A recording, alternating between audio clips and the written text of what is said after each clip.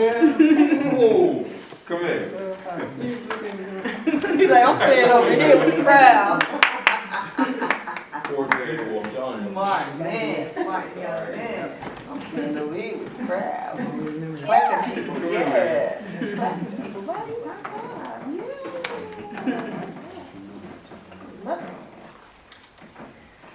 All right, loosely, you all. Shadow government. What's that about? A hidden government. A hidden Right government. now, go ahead, now speak. A hidden government. A government behind another government. Well, Possibly yes. puppeteering the visible government. Yes. I And, think. and, So there's a there's an outward government, but then there's another government, an interior government that's controlling, like I said, puppeteering the outer government. that's cool. That's Does she controlling the understand masses. that? Does she understand? Little mama. Little mama. It's like Sesame Street. Then you know, like there's a hand controlling the puppet. You know, Yeah. you see. You see the puppet? Oh, Yeah, you see, okay, yeah, you see the puppet, and you think, you think, all right, okay, all right, it's just, all right, you see the puppet, it's like, you get carried away. You didn't say you was wrong. You keep Okay, all right. Okay, so you see, Make it elementary. all right, And when you stretch it like this, all right, we see, it's like we see, okay, like you see the puppet, and then you see the puppet, but then there's a hand that's guiding that puppet, that's causing it to speak. The puppet, in and of itself, doesn't have a life of its own. If you took the hand away, then We're the left the puppet, eyebrows raising. I mean, that's the extent of my knowledge. All right, good.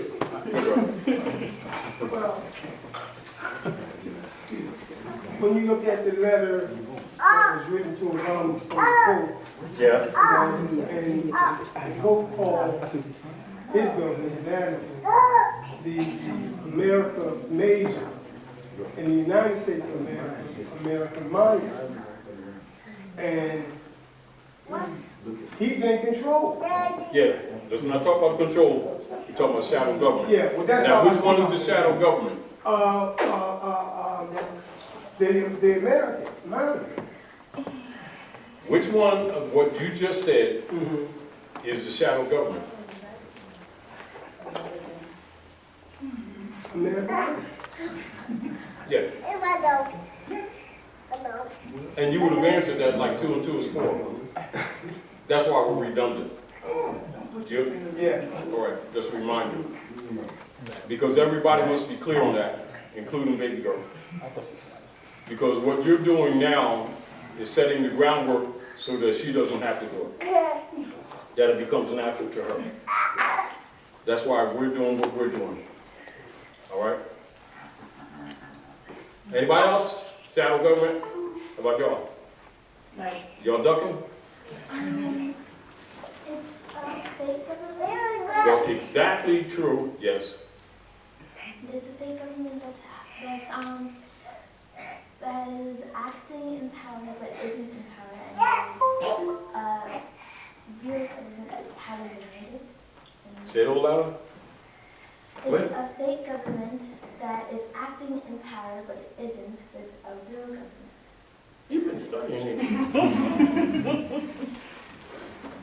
We brought her for you to pick on her because she's in the house acting like she don't. So we brought her to Daddy Taj today. So This afterwards- is the hand.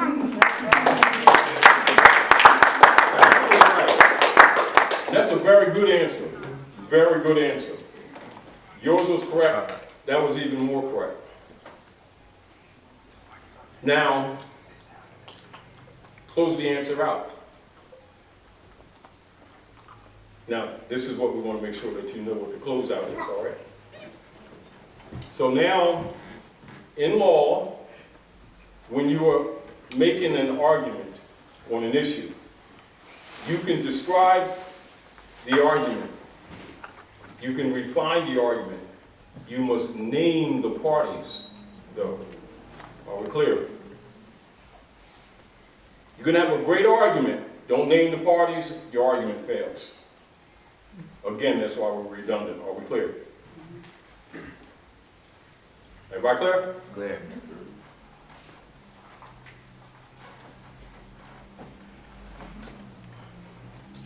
Excuse the scribble.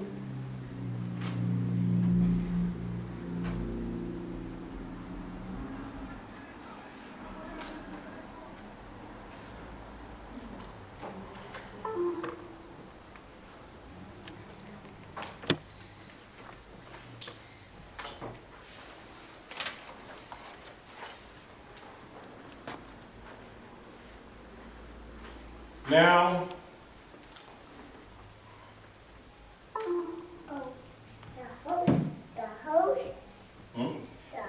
yes.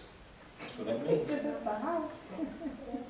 That's what that means, right there. You know what this means? See this? That means house. Mhm. Now,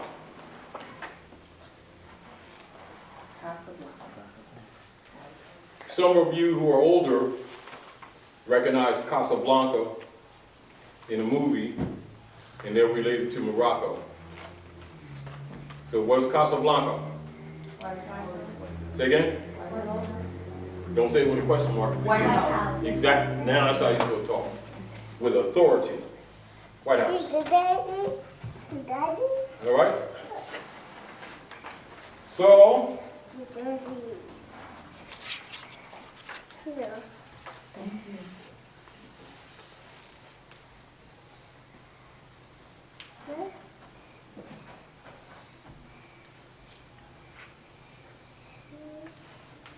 how many of you are aware of the fall of the Emirates Palace in Al-Andalusia in 1492? Raise your hand if you are. Don't raise your hand if you're not. Some of the things you're going to write down, because everything I'm not going to necessarily put on the board. But I saw that almost raised hand. I don't remember that. Huh? Not coming from my spirit. All right.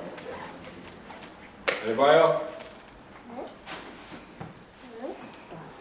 The fall of the palace of the Emirates, 1492, is the fall of the Red House. Right? The Red House. And Alhambra is the Red House. Are we clear? Y'all got that? You got that, little mama? You just saying that because you be just going along, you know. You got that? Alhambra means Red House. All right? That's the palace, the Emirates Palace in Al-Andalus. That is later, not at that time, later in history called Spain. Are we clear? 1492. Evolving, say it again. Say it again.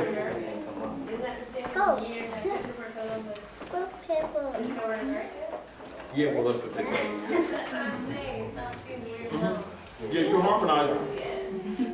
Because it's related. Is that the one that was Huh?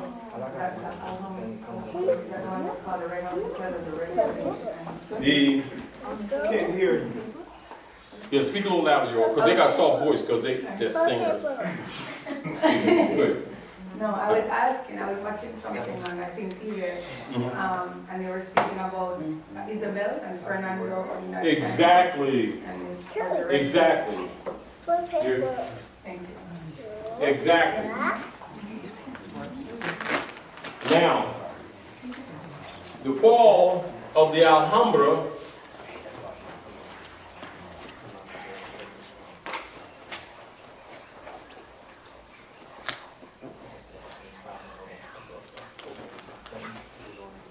which is the Red House.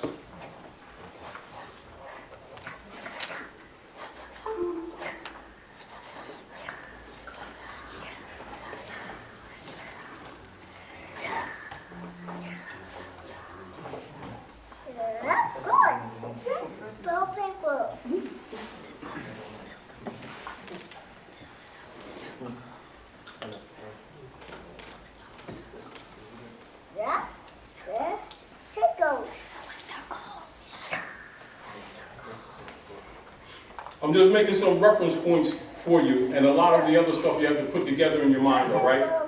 All right? The fall of the Alhambra, 1492.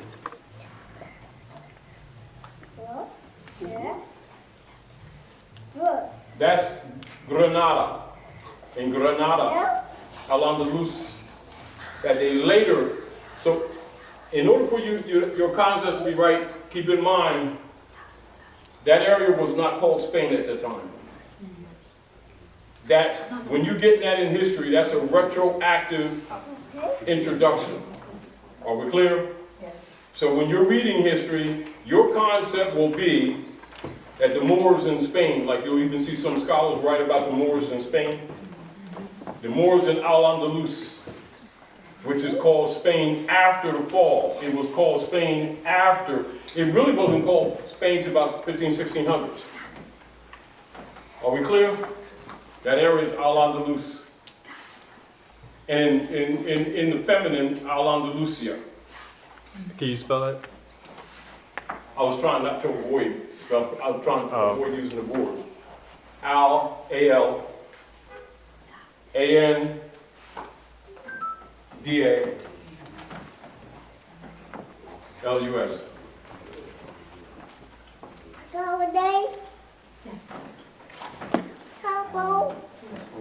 So, now the reason I'm telling you this is so that you'll have a better understanding of the history thereafter on our mainlands of the Americas. Are we clear? Because it's not the beginning, but these are keys to the politics that are going on now.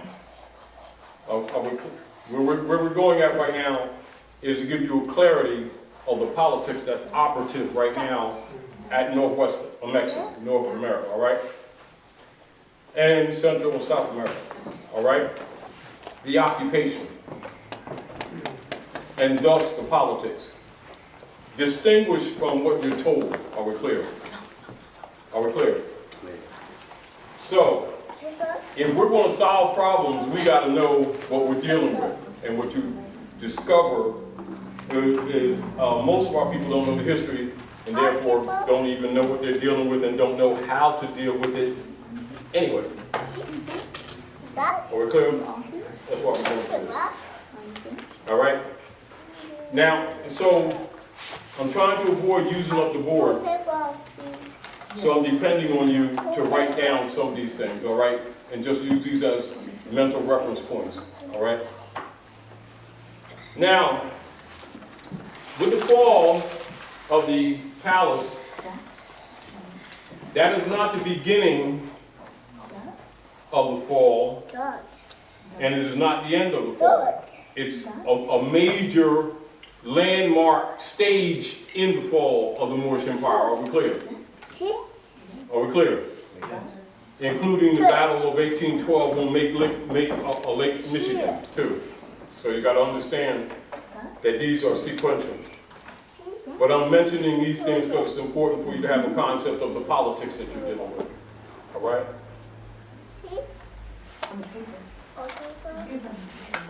I'm recording you on my audio. Is that okay? I'm recording the audio so that I can go back and take notes. Is that okay? Oh, sure. Is that okay? Yes. All the time. All the time. All right?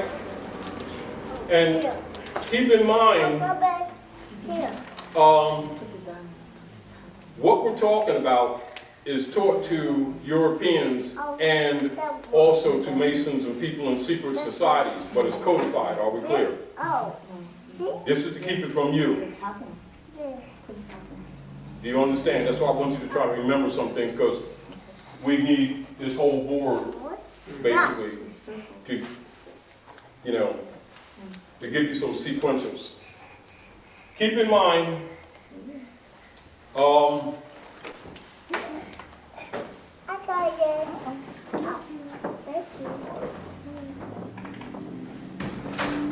got our arm here, hey, sir. It's tight, man. Thanks.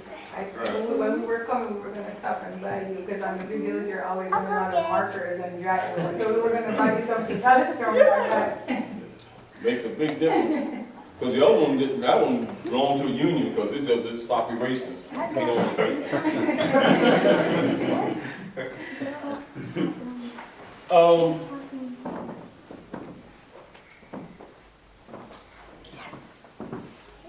what you want to look at when you're looking at this is basically your understanding why everyone in positions of power in the contemporary world must be a Mason. How many of you ever been or participated in or been a member of the Nation of Islam? All right, actual fact. What is a Mason? Study of the mother and the son. Said, answer. Study of the mother in relation to the son. Well, that's true, but that's not the answer Okay. that I'm looking for. That's why I asked, because I'm going to actual facts. So what is In the nation of, no, you're not wrong, so don't misunderstand. What I'm asking, in the Nation of Islam, you're given lessons. There's one of the actual facts that is given for instruction. And one of the questions is, what is a Mason? Then you give the answer that the Honorable Elijah Muhammad presented. What's the answer? You just said, mother, son. No, that's your knowing as you Muslim son. study. That's not the answer to the actual facts. A Mason is a Muslim son. That's the answer. In the Nation of Islam. In other words, you're giving, the Honorable Elijah Muhammad gave keys, but just like any other operation, they expect people to study. Ah, so in other words, it's kind of like a code? Like Muslim. It's direct, but not necessarily understood if you don't study. Okay. You know how like people have a tendency, you give them answers, they have a tendency to be like parrots. They repeat the answer, but upon examination, they don't necessarily understand what you just told them. Right, because I don't understand what you just said. All I right, don't now, comprehend, rather. all right, listen. I want to repeat it again. In the Nation of Islam, you have lessons. We're talking about written lessons. We're not talking just the orations. Written lessons. Amongst what is called the actual facts. One of the questions is, what is a Mason? The answer is, a Mason is a Muslim son. All right? Now, there's multiple directions that answer leads you to if you study. If you don't, you just repeat it to pass the test. But he's telling you this history. In other words, if you study, you'll come to this history. If you don't study, you just repeat it because everybody repeats it. You know, like they tell you test, how much is 1 and 1? 2! Yeah. You know, everybody says it, man. You know, you ask them to refine it, then they start, I was getting there, and they start that kind of stuff. You know, their concept is not there yet. So there's a verification. It's more to it. That's what I'm saying. You understand? All right. Let me just throw some things at you. Say they're a brother, sister in the nation, and they study Islam Diyat.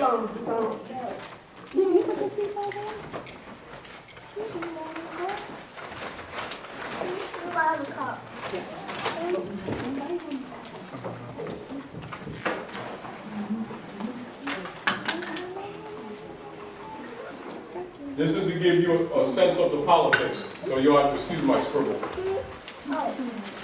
So, Sorry.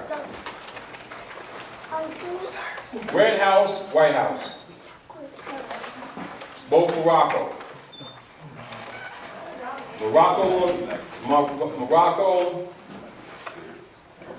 part of the empire in Al-Andalus, Morocco, northwestern Mexico. Are we clear?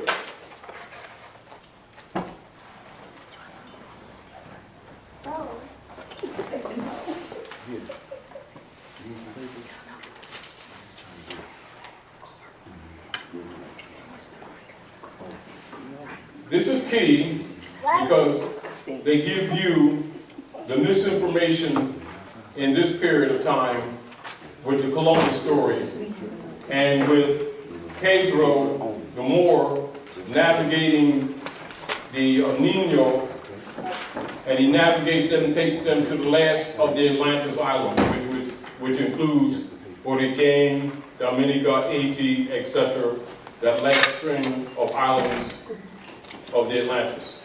That's the last of the Atlantis Islands. Are we clear? Are you familiar? All right, good. Where's the other mic too? All right, good. So if anybody wants to speak, use the mic so that you're on tape.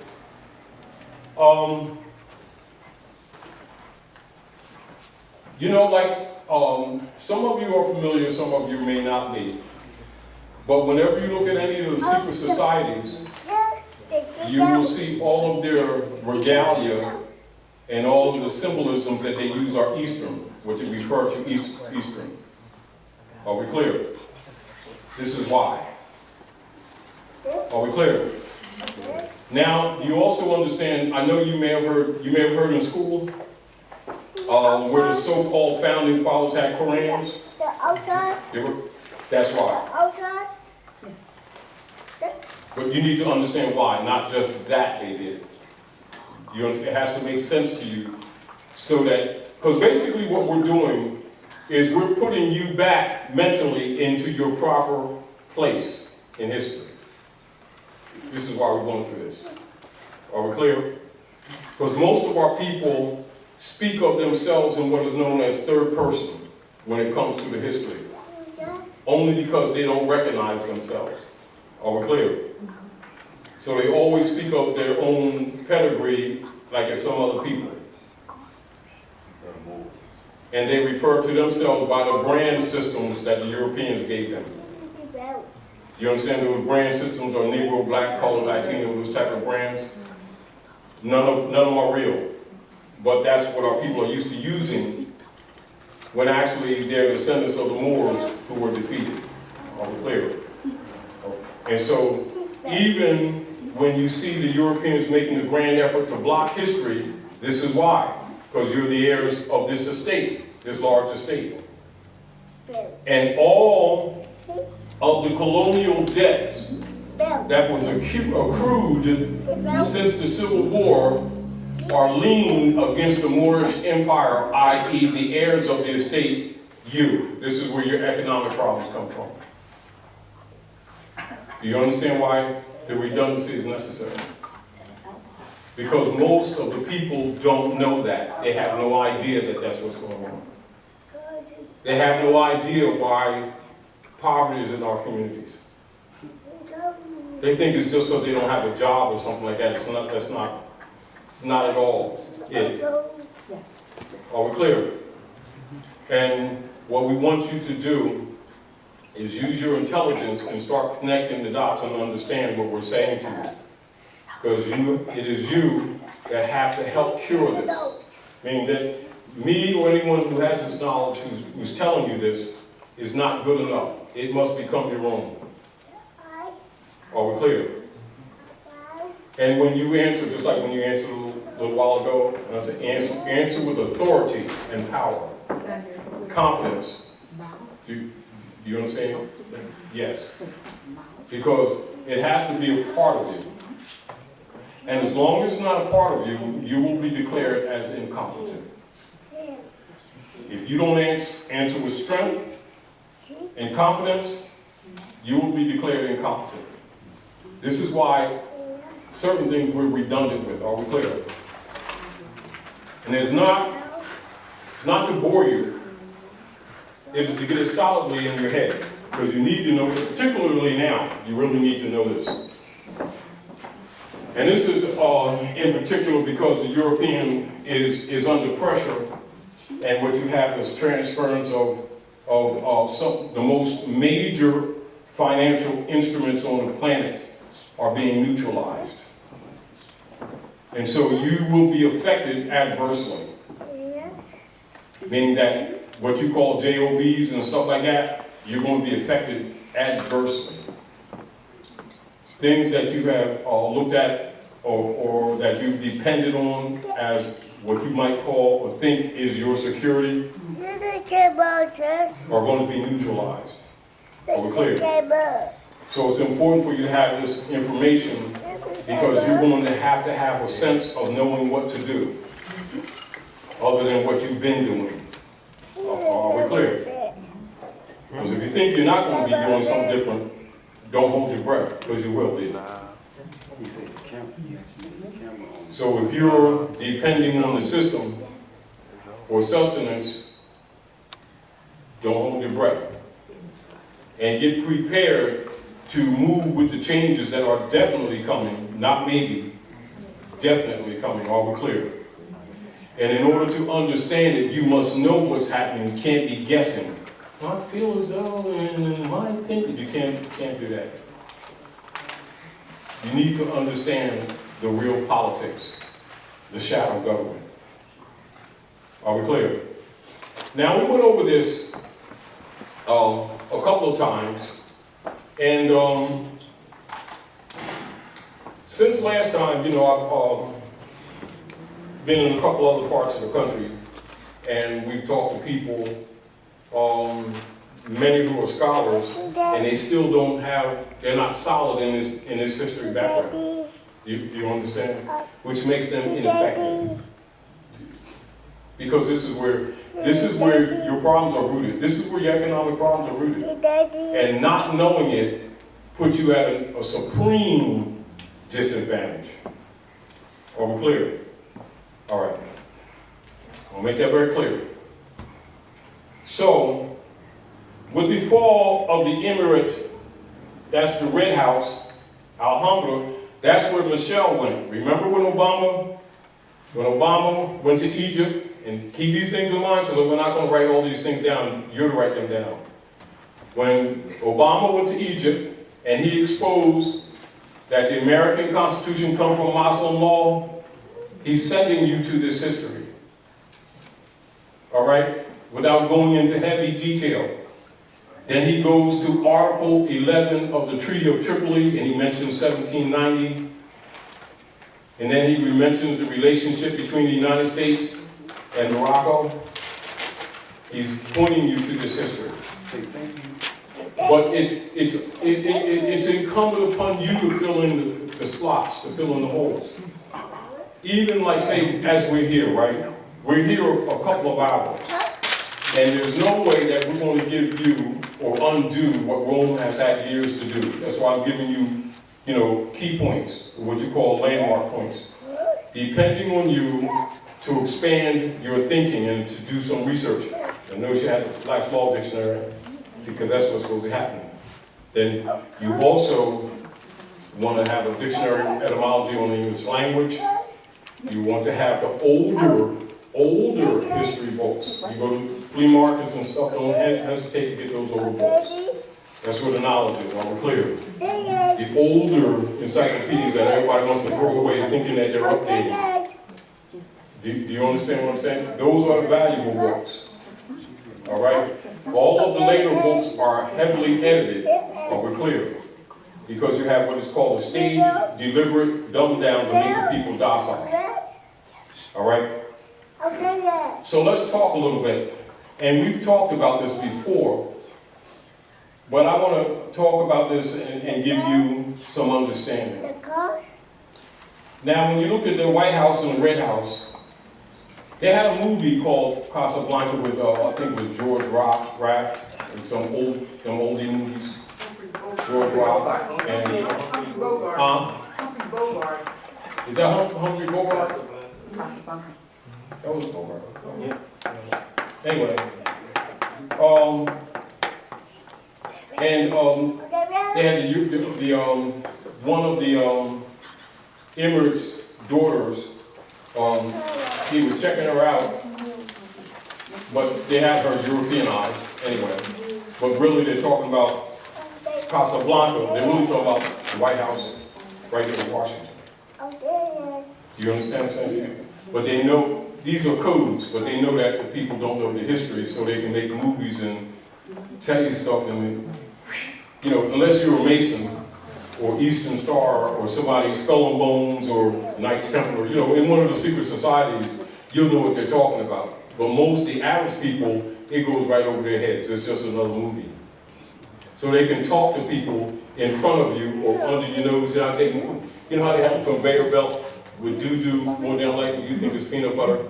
Everybody else knows the doo-doo. They going like this, you going, is that looks like peanut butter? You know, you're the only one that don't know what's up. Type folks, kind of like what the rules. That's how they operate. All right? All right, now, so keep this in mind, y'all. White House, Red House, White House. Red House falls, White House falls. All right? And so this symbolizes when the European moved the government from Philadelphia to Washington. That's what that symbolizes. The story, the Casablanca story. Are we clear? And then, of course, George Washington's monument is an obelisk, because he converted our estates into the states. Are we clear? Are we clear? So it's important for you to understand these things, to understand the shadow government that's operating now. Now, me and Dr. Naila, we had a lightweight conversation, and if you feel to interject, don't hesitate to interject. And it's important to understand this because you have to prepare for what's coming up.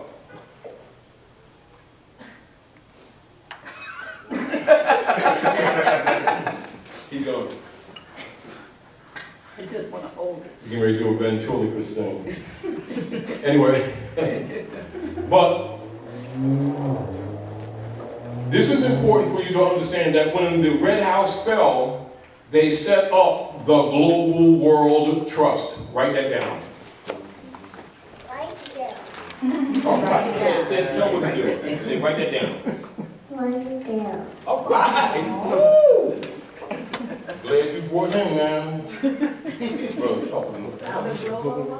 say that one more time, brother. Say, write it down. Tell him write that down. Say, tell them to write it down. Global world. There you go. There you go. Global World Trust. Now, as you all know, because some of you are young, or y'all still are babies. So y'all are babies. And that's a baby.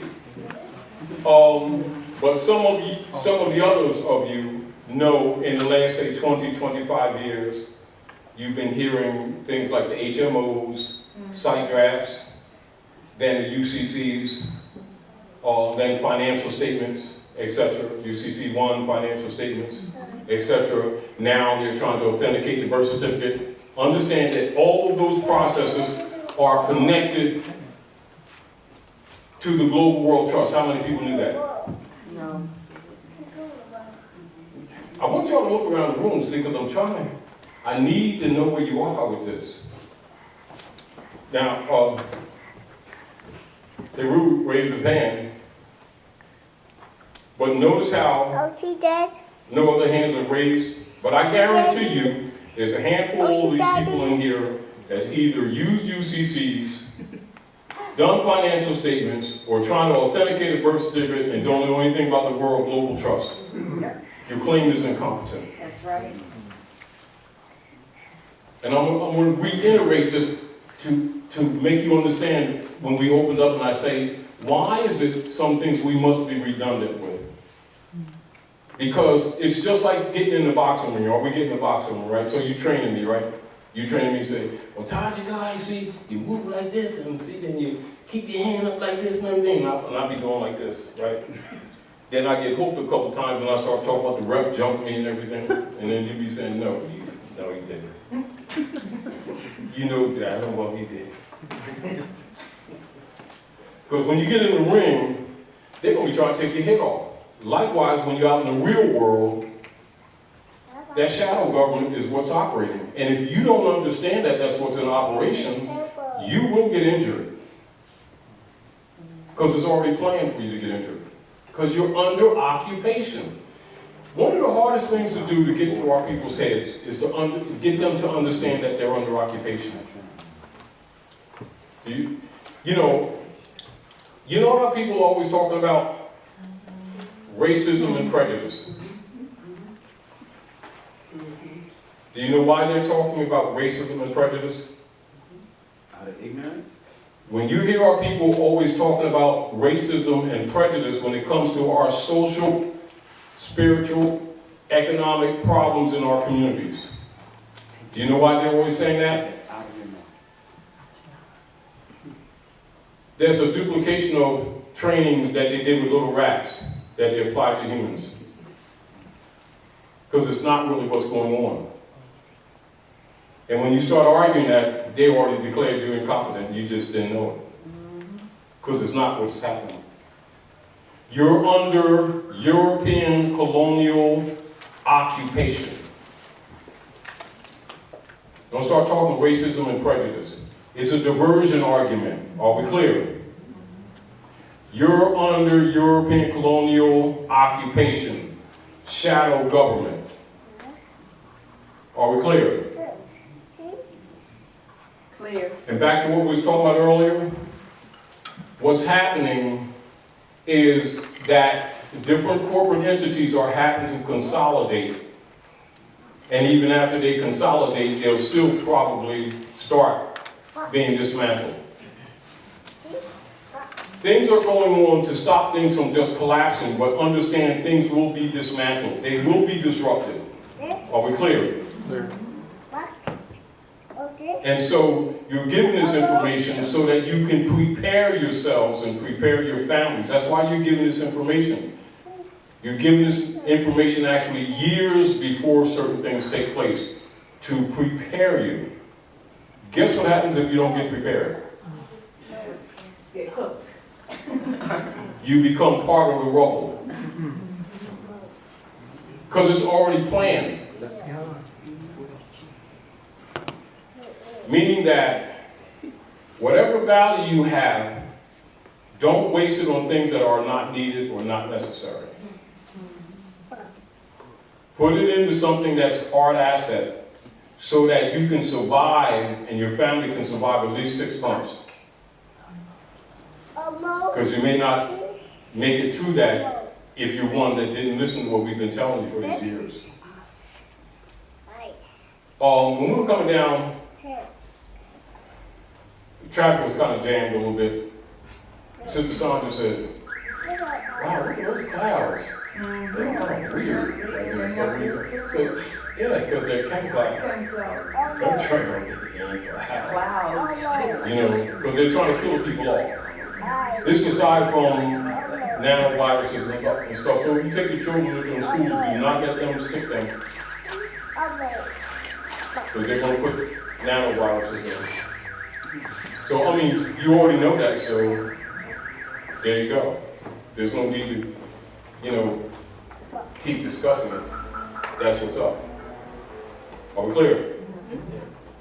Now, let's get back to our point, and I'm going to try to give you some things to look at. We talked about this before.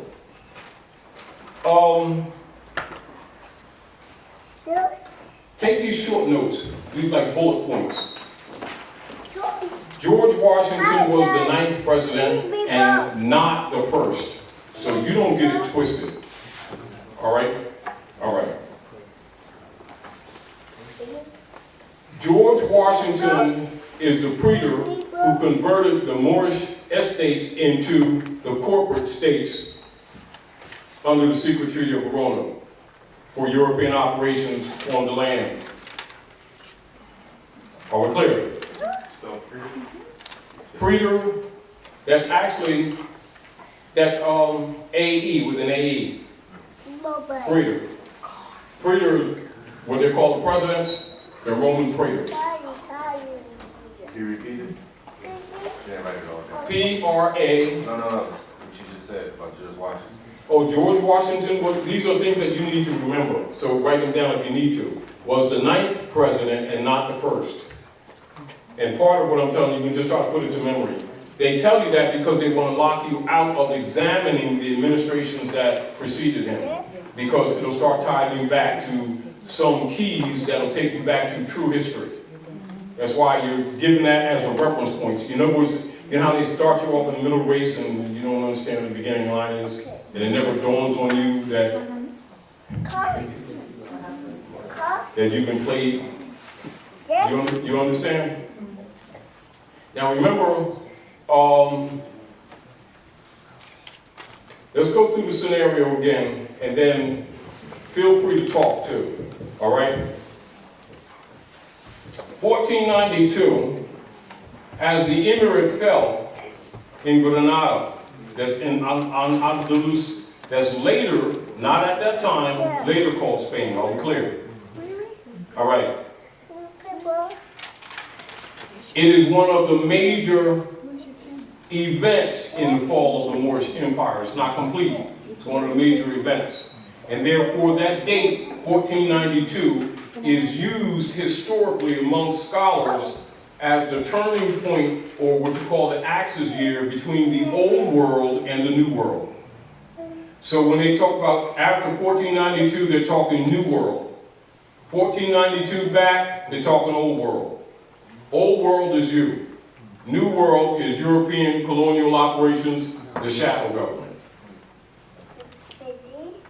It's not solidly established yet, but that's what you need to understand, all right?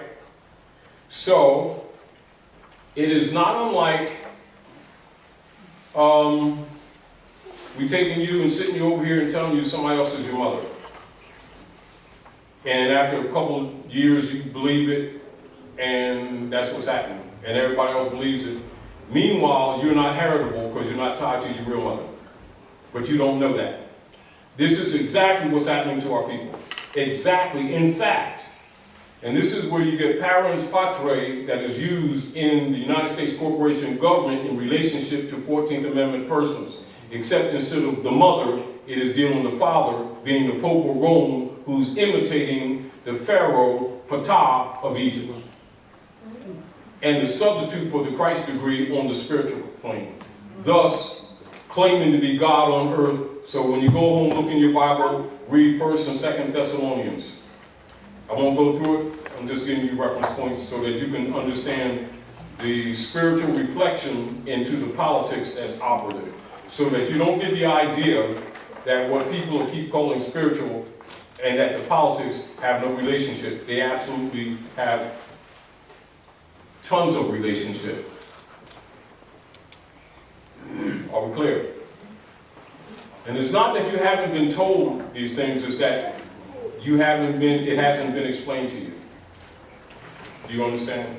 In other words, people usually use the information to spook you up and take your finance rather than tell you the Kabbalistic origin of those books, and that those books are actually astrological projections so that you can prepare for the roadblocks that are put in your way. That's what's called prophecy. Prophecy is really astrological projections. If you didn't know it now. So it ain't about being spooky, so don't get spooked about it. Are we clear?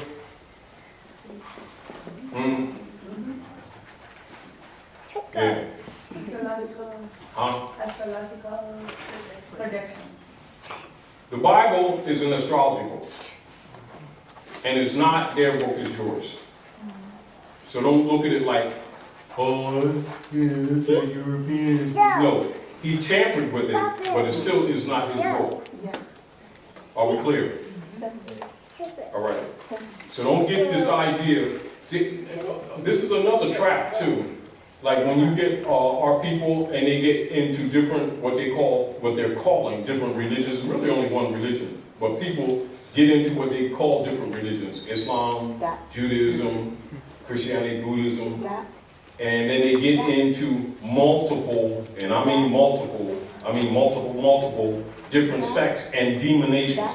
Demon, keep this in mind because these are codes.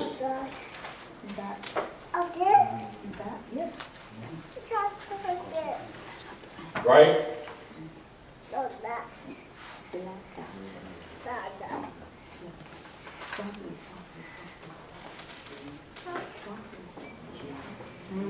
Like this. Unam. Yeah. Wow. In nation. Unam in nation. So it is division in nation. Yes. And this is where they go to and forth. The earth, devouring nations, seeking whom they may devour. Wow. And this would also be referred to as sects. Mm-hmm. Mm-hmm. Say yes. So you Did get you all notice Sir, say yes to him. that he's got a genuine, authentic emo shirt on? Is that Elmo. Elmo. Emo. Elmo. L. L. That's Elmo. L. L as in. And that's my and then- name. And then Mo. That is Mo. Elmo. Excuse me, y'all. You got the camera on That's that? Elmo, yes. Camera's on. That's Elmo. That's Elmo. And he's wearing a rose quartz crystal. Yes, he does. That's Crystal on too? Rose Yes. quartz. Told you. Yes. Yes. Yes. You're in the right place. But he got that from the house of Ram. Yeah. All Good right. though. Oh, you got a little celebrity in the house, y'all. Anyway. One of the problems that we have too is that the masses have no idea that there really is not and never has been separation of church and state. The states are the corporate entities of the church, belongs to the Jesuits. You know when they talk about Dr. Jekyll and Mr. Hyde movie? They're really talking about Jekyll Island, Georgia. That's where they created the shadow government. Are we clear? And it's important for you to understand this because you're under psychic attack and they're getting ready to accelerate their economic attack on you. Knowing this gives you heads up. Y'all have known this for a while. They intend to exercise this, so don't think that they're not going to. Even though there's some interventions that are taking place, interventions are taking place, but it can, how do you say, slow down the hemorrhaging, can't stop it. In other words, you have to take some responsibility in this. Translation, save yourselves. Physicians, heal yourselves. All those different statements, many of the statements that you've heard people propose that Jesus said were actually for you. And you know that Jesus is a password. Jesus actually is a code for justice. And so Jesus is missing, justice is missing. Jesus was hung on the cross, justice was hung on the cross. And so justice must be resurrected. But it must be resurrected in you. And thus you must have the knowledge of what killed you. But you weren't really dead. This is why you'll see, if you travel the country and you'll see where they may have oil paintings of George Washington closing the lodge, you'll see him closing the lodge like this. Whoa. Which means we're not dead. They buried us, they struck us in the head, but we're not dead. That's what that means. And so you must resurrect. You must be, you know what we said a few years ago? I think we said it a couple times when we told people, you know, when they talk about different problems that we have, we said, this is the day, this is the time that you must prove your God. When man unfolds, his God unfolds. Call him immediately, because you're going to need him. And the ones that ain't real will be running. Meaning if we don't work, don't keep appealing. So you're going to have to go to the depths of your mind and the depths of your heart with sincerity and call on whatever you claim your God is, because this is the time that you're going to be challenged by divine law to prove your claim, not what somebody else says. Not what somebody else says, what you said. Guess what happens if you fail? In other words, like, you know how like when Yeshua said to Peter said, yeah, I'm your boy, man. Yeah, we boys, man, we've been rolling and everything. And then Jesus said, oh, we boys, huh? Get out the boat. Walk the water. Translation, oh, you bad? You say you spiritual? Get out the boat. Yeah, we boys, I'm rolling down with you.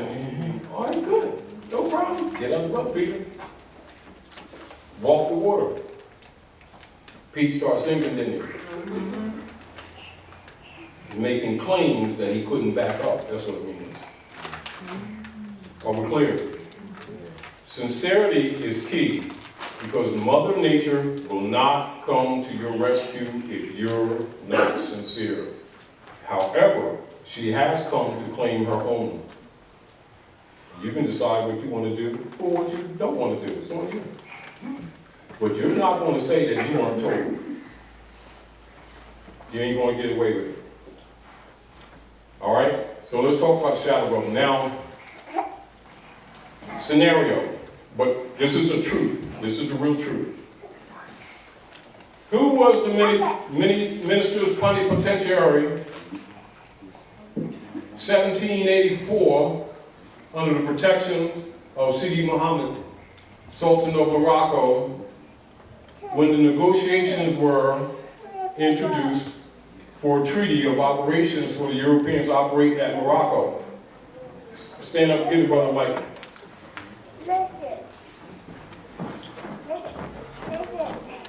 Oh, I wish I had a camera, put the camera on me. Well, I could make you wash the dishes, man. We're waking in lines. We're washing those dishes. Let me show these people this film. All right. Okay.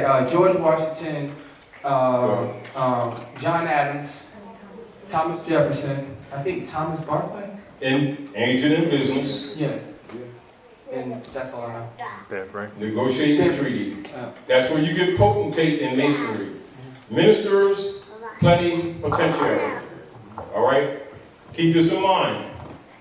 Now, before the negotiations, because you got to remember, with the fall of the emirate,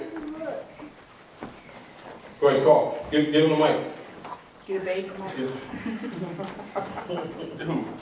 You want to know about the Barbary trees or the one before?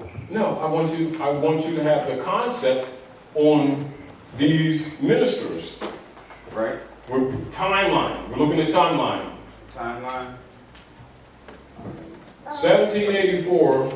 In May of 1784, the American commissioners in Paris, Benjamin Franklin, John Adams, Thomas Jefferson, were authorized by Congress. What's it saying, man? So repeat after me. Say in May in May. No, no,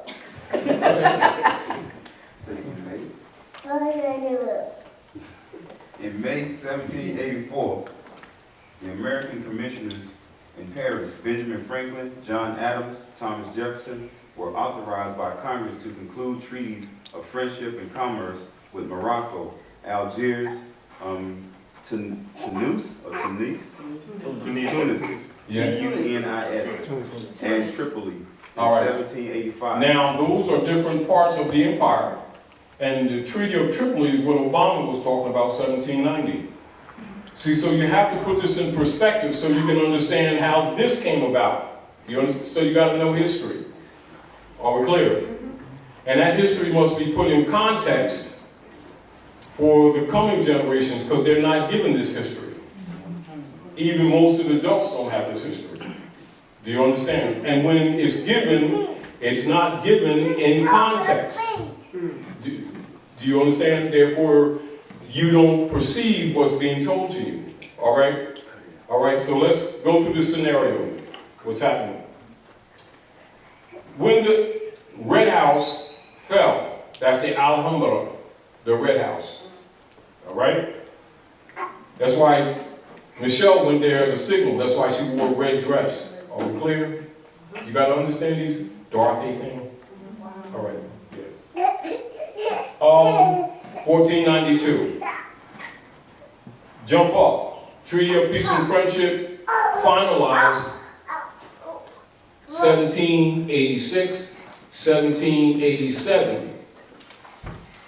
Supported by the ordinance of 1787, then the affirmation of the Constitution for the United States, 1787, ratified 1788,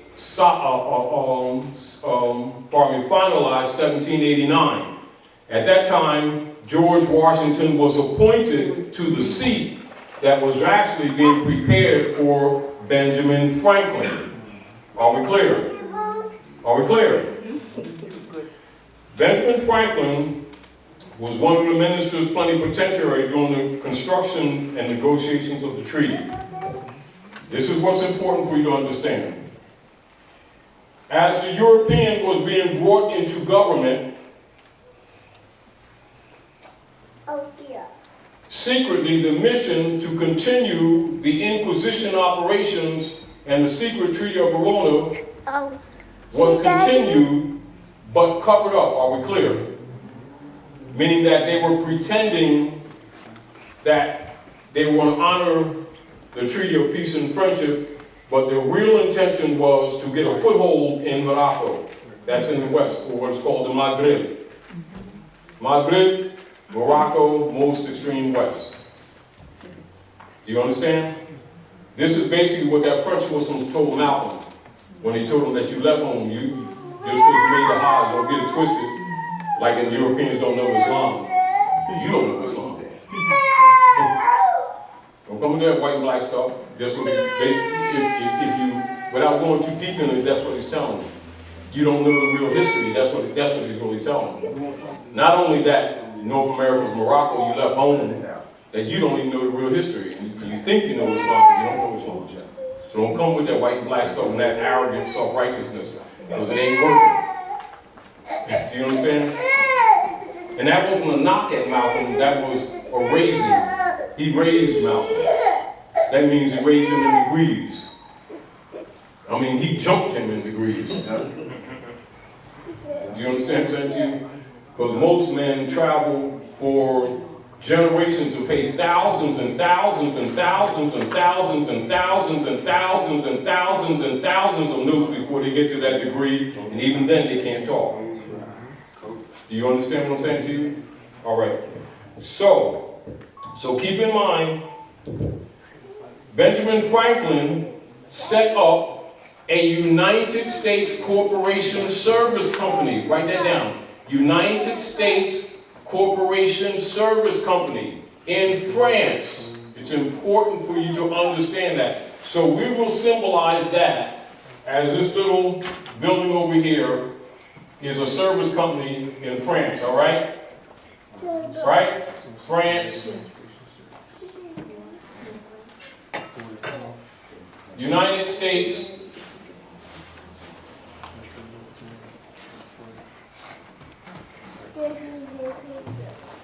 service company.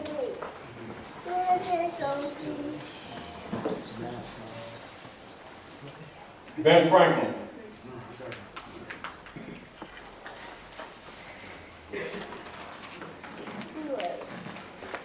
This was set up in 1754, ahead of time, and this corporation is to take care of the service contracts for this union that's going to take place in the future that's already being planned. In other words, the service contracts are what is called the 19 enumerated powers. Write that down. 19 enumerated powers. They were already preparing to service this union that's coming up, which becomes the United States Republic. Are we clear? Are we clear? Now, before it's the United States Republic, it's Republica in Almoricanos. It's the Moorish Republic Society of Islam. Do you understand? Republica Al Morocanos. That's A-E by itself, and then A-L, Morocanos. That's M-A-U-R-I-K-A-N-O-S. And Republica, that's with a C-A-E at the end. That becomes what you know later as the United States Republic at North America. That's the Union. That's the agreement between the Europeans and the Moors. Are we clear? The deists. And understand the so-called founding fathers were deists. They were not Christians, they were deists. All right? These things are important for you to understand the conflicts, the political conflicts that are apparent in government, that if you don't know this history, you will not understand. All right? We give you this history so you have a better understanding. And also that people can't fool you. Are we clear? Are we clear? Yeah. Now, keep this in mind. Keep this in mind, that corporation company in France, set up by Benjamin Franklin to service. This is why, when the signing of the treaty took place, Franklin was actually in Paris. Now you understand with the treaty? All right. Now, and for some of you who know a little bit of this history, and look at the betrayals that began to manifest across the Americas, you'll understand why Toussaint set up the Republic in 80. And also why they tagged him and got rid of him. To preserve the Republic that was being dismantled. Are we clear? This is another reason why the Europeans made a pact to never let Haiti rise again.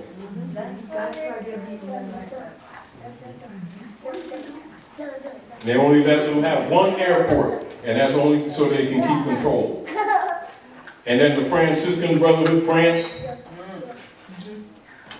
keeping Haiti indebted to France under the secret treaty of Rome. You gotta know the real history here so you know what's happening to you. And so that you can have some kind of a countermeasure, because if you don't know your history, you're not gonna fix anything. Are we clear? Are we clear? All right. Now, let's jump history a little bit, you all.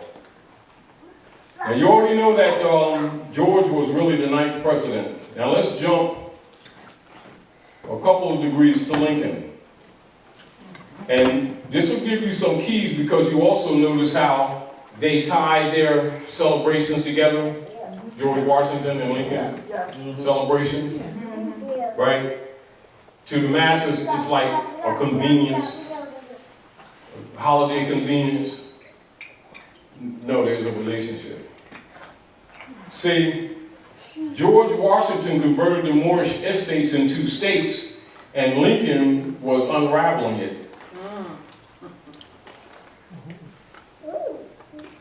This is why the original operations of the Emancipation Proclamation included the 40 acres and a mule to every man, woman, and child, which would have essentially given all the land back that was being usurped. Go West, young man. The land patents and everything that they was given to the Europeans to steal our land. I'm just giving you these keys so you can understand history. Do you understand? Now listen, this is very important for you to understand. According to fatwa,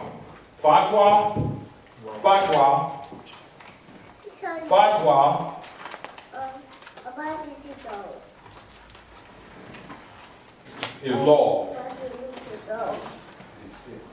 That's Moorish law, fatwa.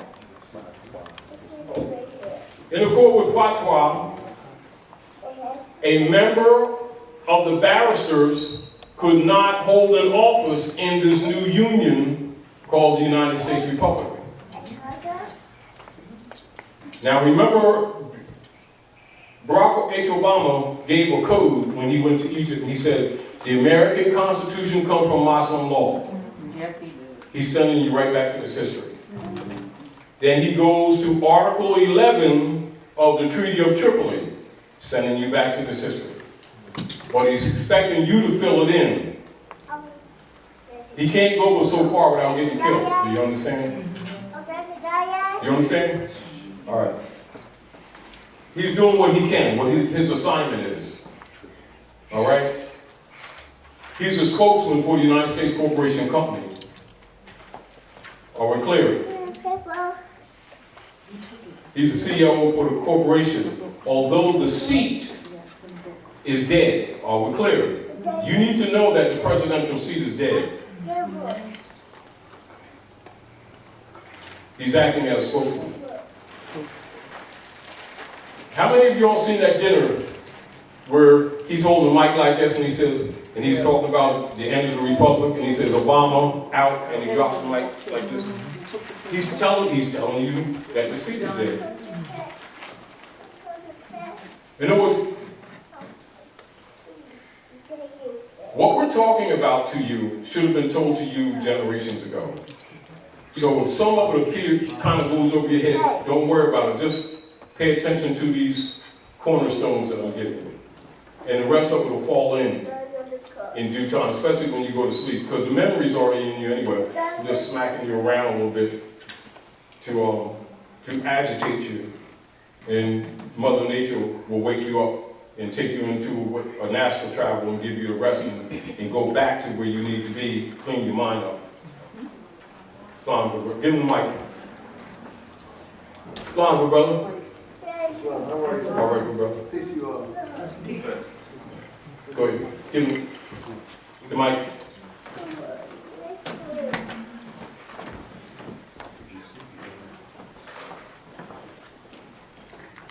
Was the presidential seat, was it something that was historically dead all along, or was it? It was, but it's officially, not that it wasn't.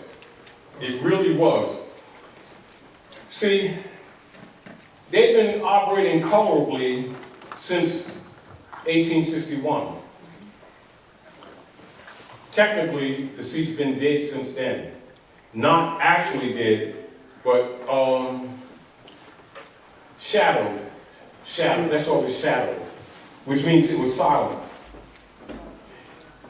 The best way to put it is an impostorship. It's been imposter activities in the federal government of the United States, but not for the United States, since 1861, May the 10th. This is why you got to know the history, you know, and we'll get to that, but I want you're on key. I want you to know that you're on key. Now, when the Pope came, okay, and he wrote that letter to Obama. He's telling you part of this history. He's giving you markers. He's giving you markers and code words to tell you this history. Remember, he owns all the world's corporate entities. Think Thessalonians 1 and 2. Yeshua. Remember when I was yet with you, I told you these things, that they would ascend the throne of God, sitting themselves on the throne of God, claiming to be God. Yes. This is where you get the title, the sub part of the title, Vicar. Write that down, V-I-C-A-R. So when you refer to Vicar, that's a substitute. So he's a substitute for Ptah. So keep this in mind. What's the proper name for Egypt?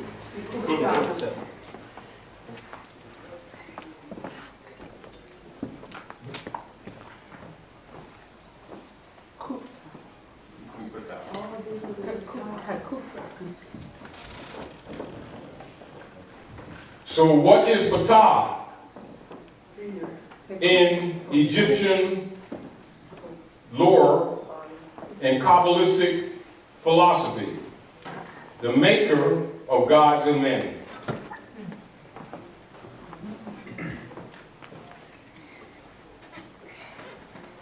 So the Pope of Rome is a substitute for Ptah, thus he is the world pharaoh. And he's also the substitute for the Christ degree. And so he's called the vicar of Christ. See, they mentioned Yeshua. So now he takes his place. Everything is based on the substitute. Everything is based on impersonation. Everything's based on a shadow. I'm showing you the connection in history and in politics. Give Dita the mic. She's been practicing her song. I think she has the sheet music too. The word Antichrist itself is Greek, and anti means substitute, Christ, all right? So the Antichrist would actually be the vicar or the Pope himself. Yes. Now, shadow government, this is what's happening. And the reason I brought this up, actually because of our conversation, Dr. Nayo, and not that we haven't talked about this, but this has to be refined in your mind. Because how you regurgitate this, meaning how you baptize with this in your own mind, has much to do with Goliath falling. Goliath must fall in your mind before he falls in the real world. And the key to your comprehension of taking Goliath's head is sincerity. Therefore, it's important for you to understand what you're dealing with in order for you to vibrate in harmony with the cell memory that's already in you in order for it to wake up. Are we clear? Meaning that it's dormant. I'm not really telling you anything you don't know. Put it this way. So don't think that you don't know what I'm talking about. Just say that you forgot some of this stuff. And some of you think because you got new bodies, I'm going to repeat that. Some of you think because you have new bodies, think that you're new. But you're not. So just keep that in mind while we're talking. All right? So don't get confused about the human species. And don't get confused about that baby in his arms either. Go ahead, brother. Give him a mic.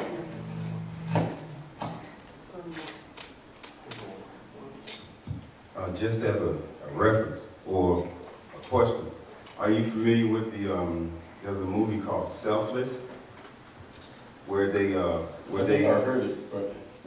the ability to basically take a person and move their consciousness to another body. And what they do is they give them this pill that they take. and they have to take this pill whenever they experience memories from the other person's consciousness.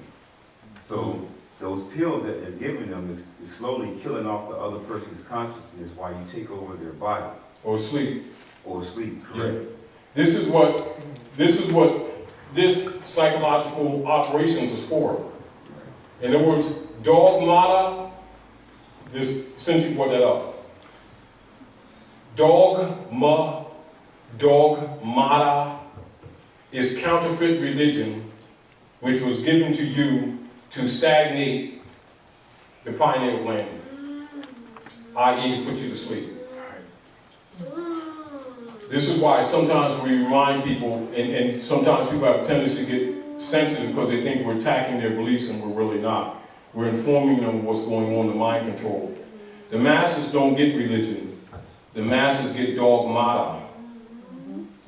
It stagnates the pineal gland.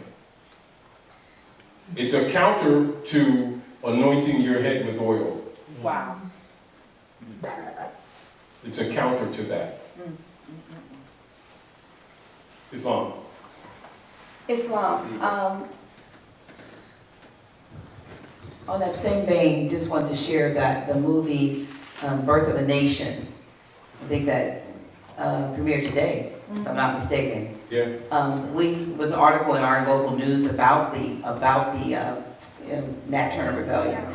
Talks about how he was sold out, or I guess it would be rented out, sort of, to it said white, so it didn't say European, to white men to preach on their, I guess, various plantations to keep the slaves in check. And I made a comment that 185 years later, it's still going on.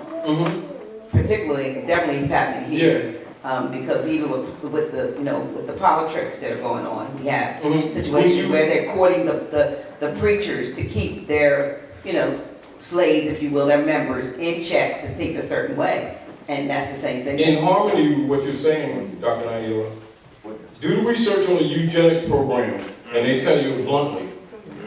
They tell you Marcus Sanger. Bluntly, yes. Do the research on it. And this is another thing that you also need to know, everyone. Adolf Hitler is misrepresented. The programs of psychological warfare, psychic attacks, mind control chemicals, experiments for pain tolerance, skinning people to do different things, to see what their pain tolerance is, was not began with Hitler. It began with the Europeans here occupying North America, and it was presented to him in programs, including the building of 90% of all of the engines for the Third Reich were made right here, including the finance of backing him, including the gases that they used in Newark, New Jersey, in unmarked submarines.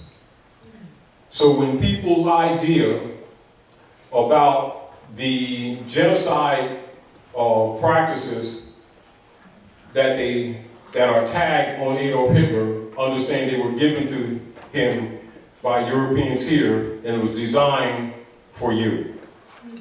This is why after they did the experiments on some other people that claim to be Jews that are not Jews, if you read Executive Order 11490, King Alfred Rex 84 plan, you will see that they're preparing it right now to apply to the people here. Can you quote that number again? Executive Order 11490, King Alfred, that's the name of the military plan. It's technical manual, and it gives a brief on Europeans in industry and European communities and the police departments, etc. An outline is used as a manual. So when you see the things that they're doing to our people on the street and it confuses you, understand they're going by a program manual. And the reason why you see these commercial mercenaries that people are calling policemen think they're law officers, they're commercial mercenaries. Write that down. You need to remember these things. Commercial mercenaries. and they got Dun and Bradstreet numbers too. And they get so much kickback for certain different organs. Like if they drop a body, you know, they rather, if they can, choke them out or shoot them in the head, not to injure the organs. Because they get paid for the organs. And the reason why they never go to jail, because it's part of the eugenics program. The BS processes that they go through for the public is because the public is already dumb and docile. And they believe anything. You know, once they believe that chickens, bunny rabbits lay chicken eggs and that Santa Claus really bought them stuff, they're pretty much prepared for everything else. And think that Jesus got a bank account at Chase Manhattan and that Reverend Jones was giving Jesus half and all that stuff. So they're already ready. They bought all that, they can buy everything else. And that's not, I'm not saying that for humorous fact, because they were already molded from childhood to have that mental state so they could lie to them later. Are we clear? It's a eugenics program. And everybody knows it but our people. And then, just like Dr. Naila was saying, the so-called, if you pay attention to the eugenics program, some of the youth are starting to figure this out. You see some of the youth, because some of the youth are kind of sick of this BS. It's why you ever notice that some of these youth in some of these towns, when the usual reverends are interjected after they kill somebody, and here comes the rev to calm them down, and you see some of the youth starting to run them out. Because the youth are starting to figure out that they're COINTELPRO, which they absolutely are. Always were. And this is back to what Dr. Naila was saying. You know, our people's idea of what they think the clergy is and what the clergy actually is it's a terrible, ugly difference. And so it's not personal against anyone personal. It's for you to really understand what you're dealing with. And our people really don't know what they're dealing with. They really don't. And one of the reasons why the damage has continued is because we are naive as hell. Naive is kind of an understatement. Really, you know, so it's kind of difficult to purge us, you know what I mean? And so it's another reason why it's important for you to know history so that you can free yourself. Because I'm not asking you to believe anything I'm saying. I'm giving you reference points so you can challenge it, prove it untrue. In doing it, you're going to learn other things. It has to become your own. Now, keep this scenario in mind. This service company, 1754, is to deal with the 19 enumerated powers for this evolving union. And that is the Treaty of Peace and Friendship, which establishes the Republic, United States at North America at Morocco. Are we clear? Now, as mentioned by Dr. Naila, and I won't get into it, but I just want to give you, just keys to think of. Now you understand why the Birth of a Nation movie was shown in Casablanca first, in the White House, after they moved it to Philadelphia, the palace, from Philadelphia to Washington. And the birth of a nation, what it symbolizes is the birth of the shadow government. They're not a nation, they're European colonists who took over. Yes. Do you understand? Your concepts must be clear about what you're dealing with. And when you're looking at birth of a nation, or you're looking at them showing you the Asiatics in coattails, in long tail, like tuxedo type, all your congressmen and senators were Asiatics. See, but people get caught up in the fake race argument and forget what they're looking at. There was a government was overthrown.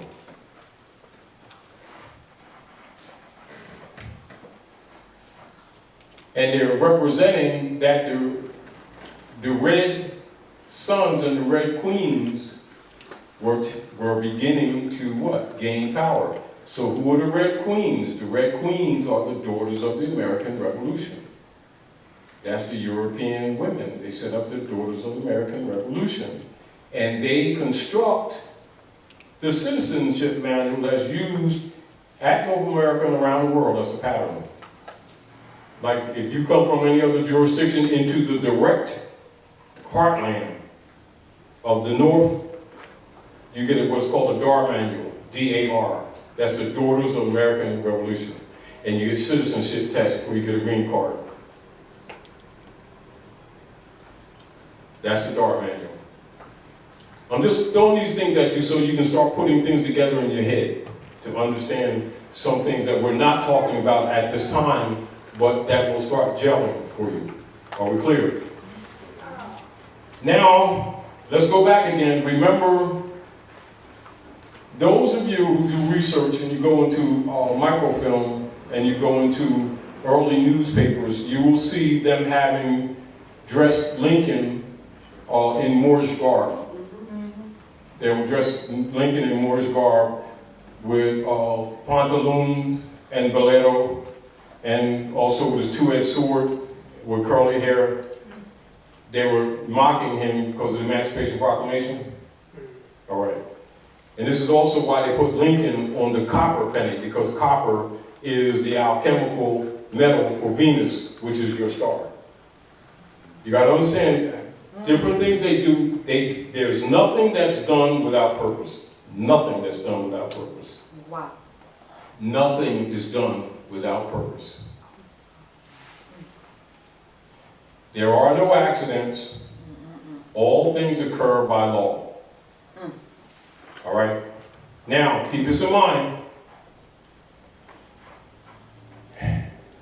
And you need to understand this in order to understand the shadow government. As we said earlier, Lincoln could not run for president of the Republic because he was a member of the Bar Association, and that's against fatwa, or Moorish law. So they ran Lincoln for president of the service company over here in France, that United States. Do you all have this clear? I need to make sure that you have this very clear. Repeat it.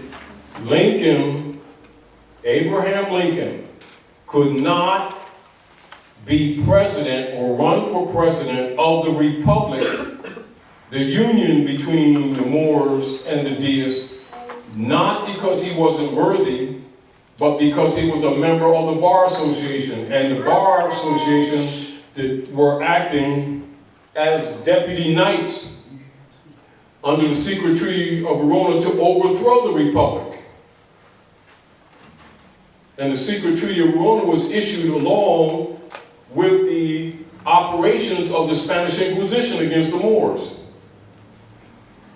So therefore, a member of the Bar Association could not hold an office in the United States. You need to understand this, to understand the politics, and part of the Great Masonic Secret, and also why you're not told this information.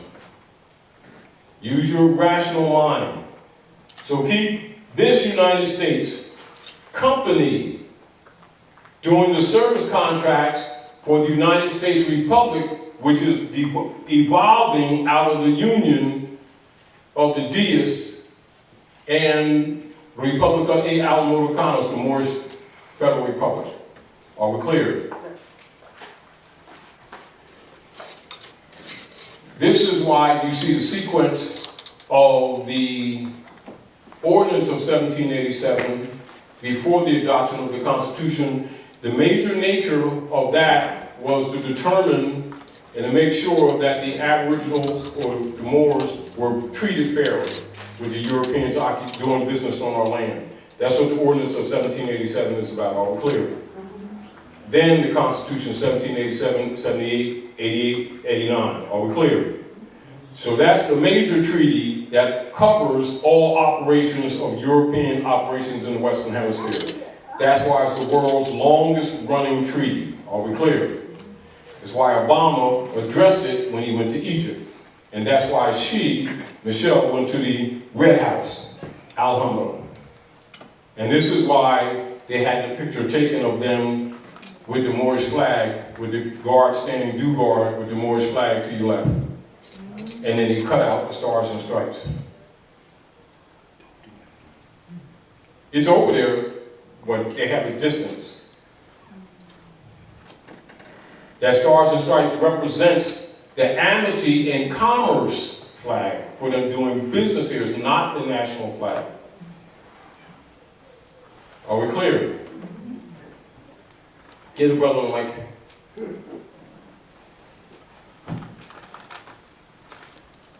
Islam. So what you're telling me basically is that United States to the right of the board right there is basically an administration? It's a company to do business. Just like this, like say this. Say Dr. Naila, but on a more powerful basis. Say this area that we call Wilmington is a regency, and Dr. Naila is an emirate of this regency, or bey of this regency. That would be a governor. The European convert bey into governor. Governor is a substitute for the bey. So she's the bey of this area. Do you understand? We're here, and there's politics going on where people are being brought in and a union is taking place. We get the first contracts to serve this political union to deal with the 19 enumerated powers. So here we set up a corporate entity to do the service contracts, but it's also called the United States. Do you understand that? That's how you look at this. Except it's in France. It's a company to do business.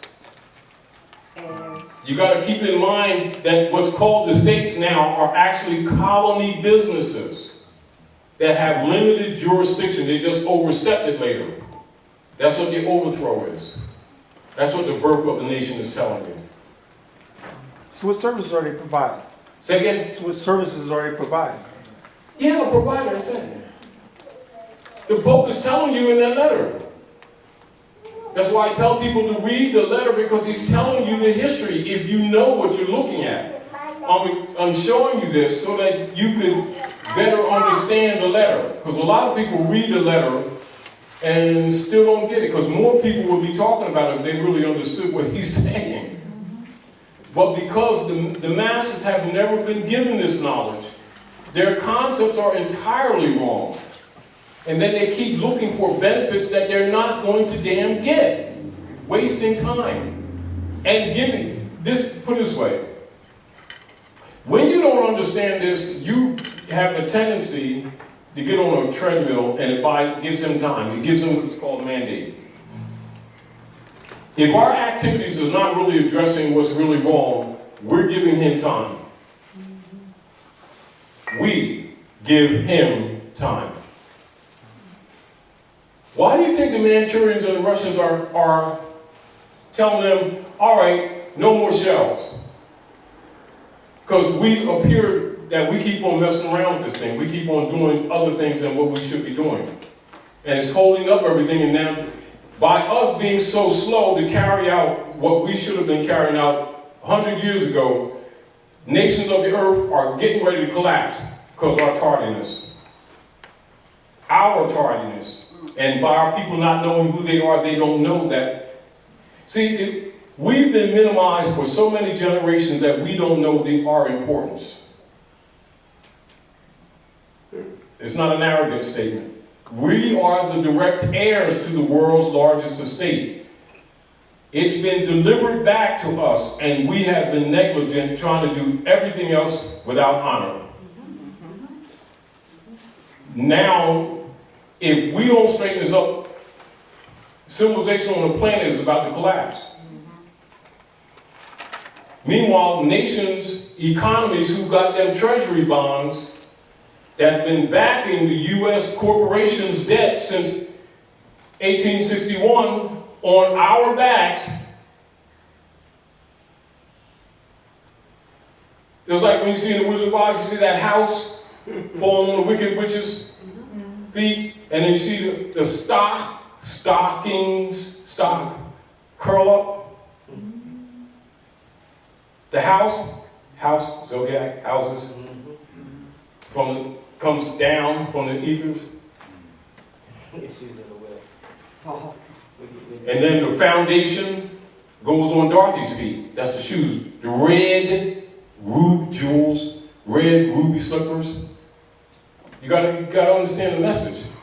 They're losing power. They're not the heirs. But Dorothy's still bumped in the head. She still don't know that she's home. She's trying to get home, and she's already home. She's always been home.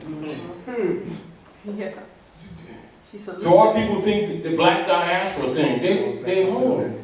They never left home. They just been struck in the head. You understand the Wizard of Oz? They're telling you about you.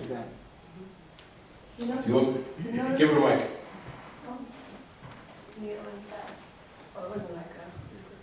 The messed up thing about it is that whenever you, like, I'll try to tell people, because I'm Jamaican, as you can tell, so we're not very educated on these kind of things. So going to them and telling them, okay, read this letter from the Pope.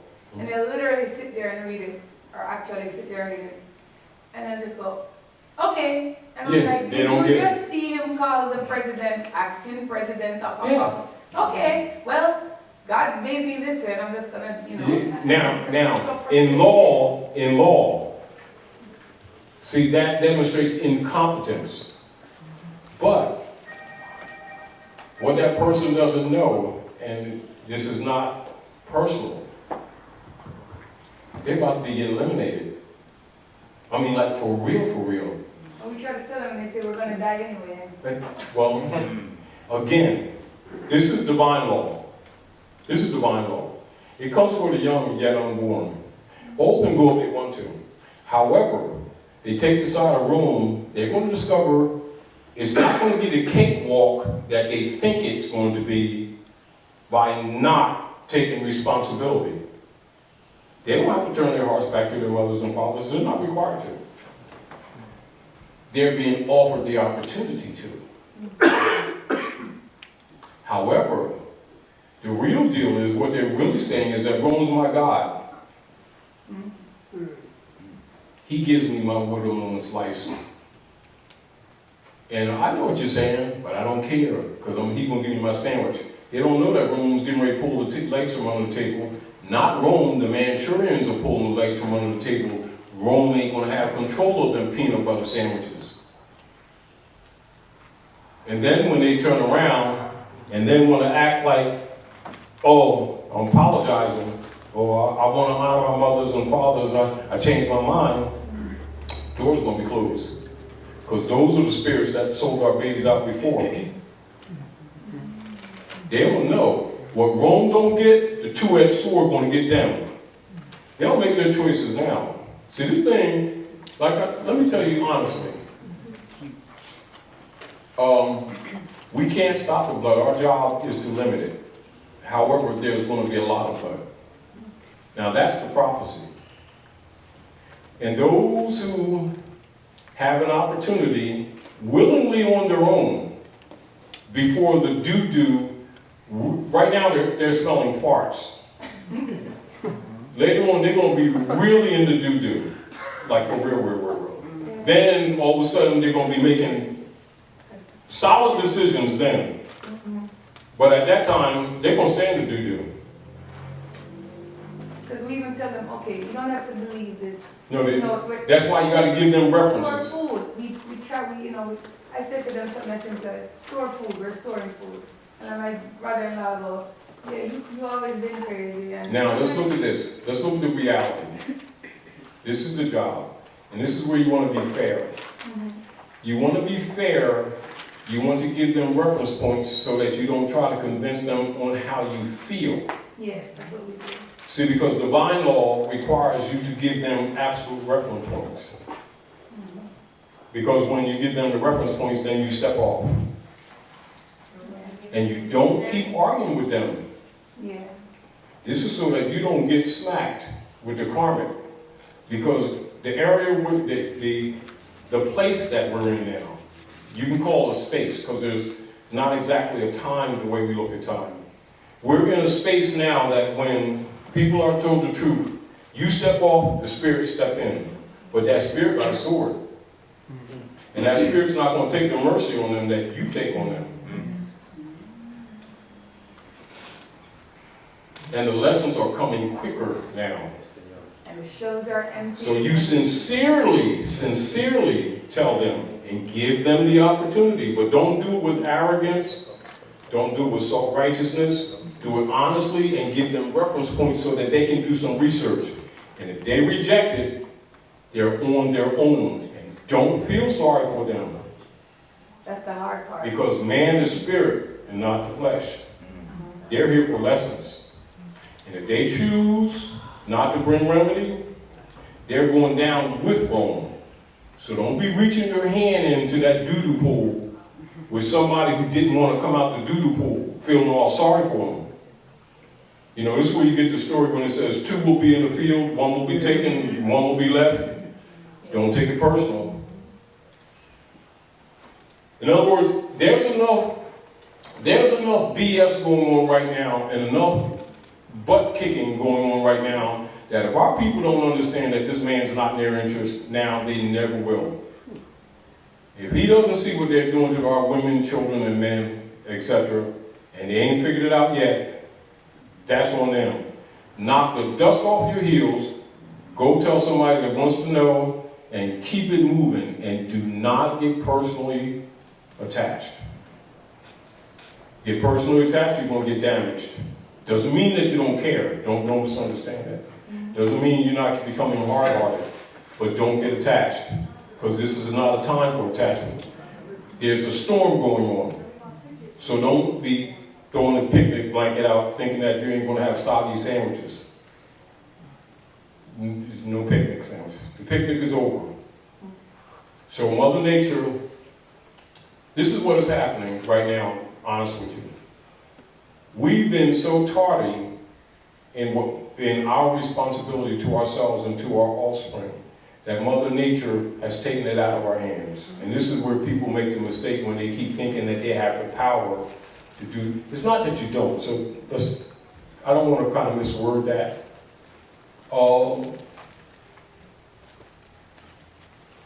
The actionable power is not allowed that men had, say, a decade or more ago, where a lot of things that shall take place, you had an opportunity or hand in it.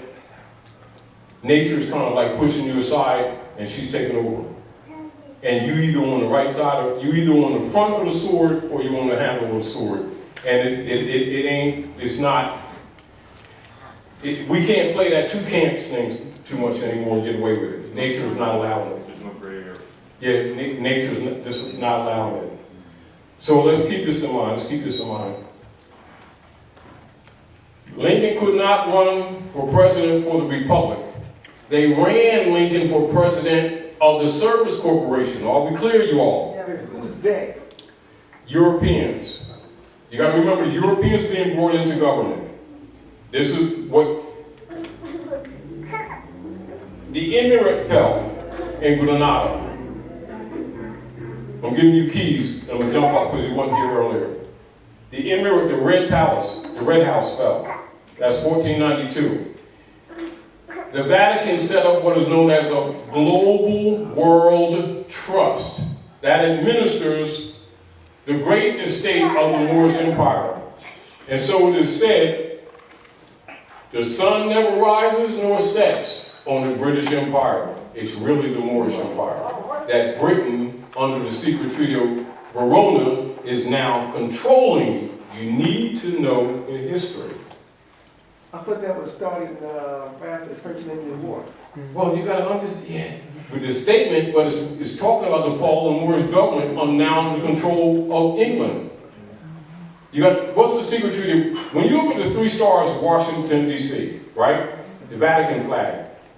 Same flag George Washington's family used. 3 stars. First star, what? Vatican. Sovereign city-state. England. District of London, sovereign city-state. Washington, D.C., sovereign city-state. The Trinity operations of the Spanish Inquisition for world conquest. That's your politics on planet Earth. Not to know that is dangerous. To be distracted from that reality, thinking that you know the history, is also dangerous because you're being distracted. If you don't understand that foundation, or somebody so-called helping our people whatever organizations they're talking about helping these people here, whatever brands they want to use, and they're not telling you this history, that's a COINTELPRO operation, guaranteed, because this is the foundation. Because you're not going to fix it if you don't understand the shadow government. How are you competent in any argument that you make? Except you keep calling them government when they're not, and you just assign them. You keep calling them officer and they're not, you just assign them. You're the heir. The administrator of the trust has to follow your instructions, even if you're stupid to your disadvantage. And this is what they're doing. They're taking advantage of people who are colored. Our people think it means Afrocentric identity. Colored means artificial person. Distinguished from that which is real. They're totally incompetent. Then have their so-called paid-off leaders who keep convincing them that it's an Afrocentric identity and they believe them. Not knowing they're under control under the eugenics program.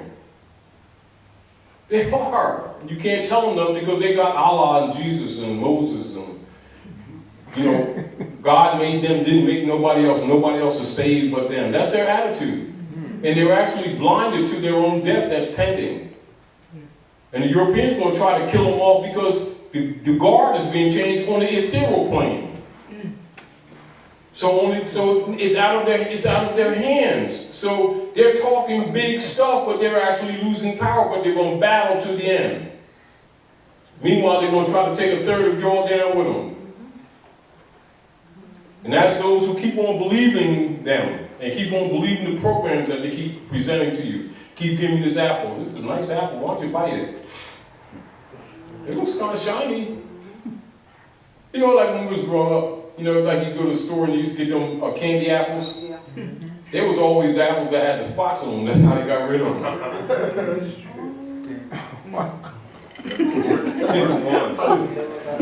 They would make the worst ones the candy apples. Yeah, They make the worst ones the candy apples. Yeah.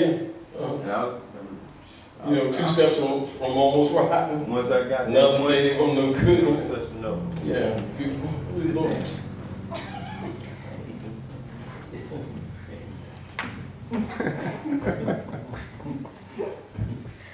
Anyway, so let's get back to the point because you gotta really understand this. You gotta understand this. And we've been over this, but I'm asking, as I asked earlier, because when the answers that you give tell me where you are. It tells me where you are. Now I'm gonna try to go through this again. Keep notes. And you be a reporter. Keep me on point, all right? Because you gave a good answer. Lincoln, they ran Lincoln for president on this United States Corporation service company that had the contracts for the 19 enumerated powers for the legitimate United States government that was coming out of the Moorish government falling and bringing the Europeans in. This is why all your founding fathers had Korans. Are we clear? All right. Now, so now out of this comes the United States Republic.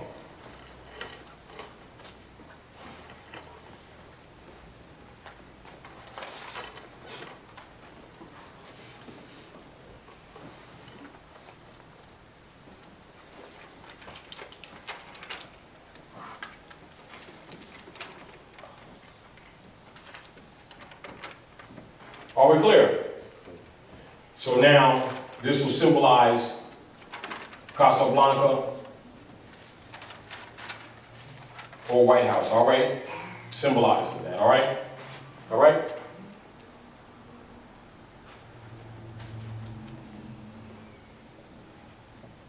Excuse my scribble. So, Lincoln could not hold office in this United States, so they ran him for president in this United States that does the service contracts for this United States. Are we clear? Because he was a member of the bar. Fatwa, he could not hold the office. Now, I'm going to tell you the scenario, and it's not a scenario, it's the absolute truth. For you to understand the politics. Lincoln got wind that they were using him to overthrow the republic, and he tried to save the Union. Are we clear? May 10th of 1861, they fulfilled their plot to initiate a coup d'etat. Are we clear? The Congress for the United States, secretly fulfilling the secret Treaty of Verona and continuing the Christian Crusade operations, plotted and executed a coup d'etat. That coup d'etat is called in Reconstruction history as the Congress adjourning sine die.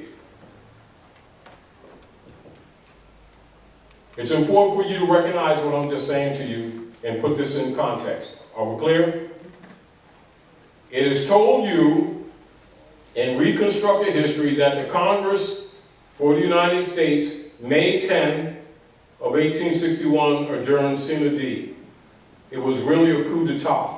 This is important for you to get that very clear. The shadow government begins. In honest, in earnest. Are we clear?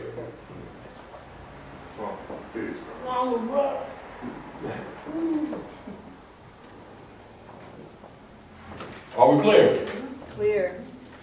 So that's May 10, 1861. Now we're looking at a 10-year span, and we're going to talk about this 10-year span, all right? Sine die.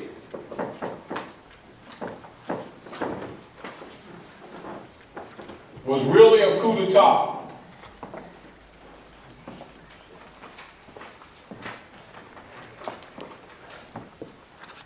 That's what really it was. Are we clear? In a 10-year span, they completed their in-house training for their memberships to impersonate the offices while they really no longer held the offices. Are we clear? Are we clear? Clear. That's called Act of Congress.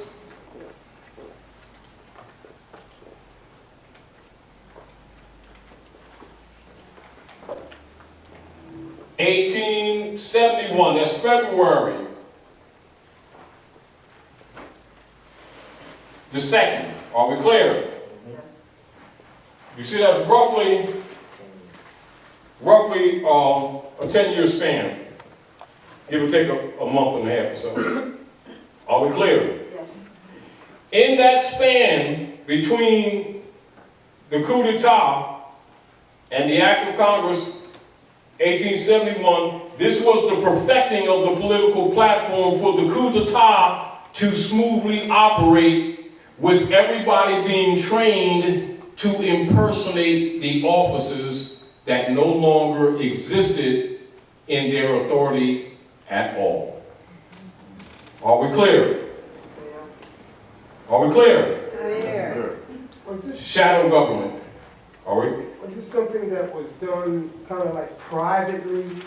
That's, now you're talking to public and private that you hear people talk about without really explaining the real history. They keep talking about debtor, creditor, and all that kind of stuff, and holder in due course, and there ain't no money type thing, and think they're going to get a taffy.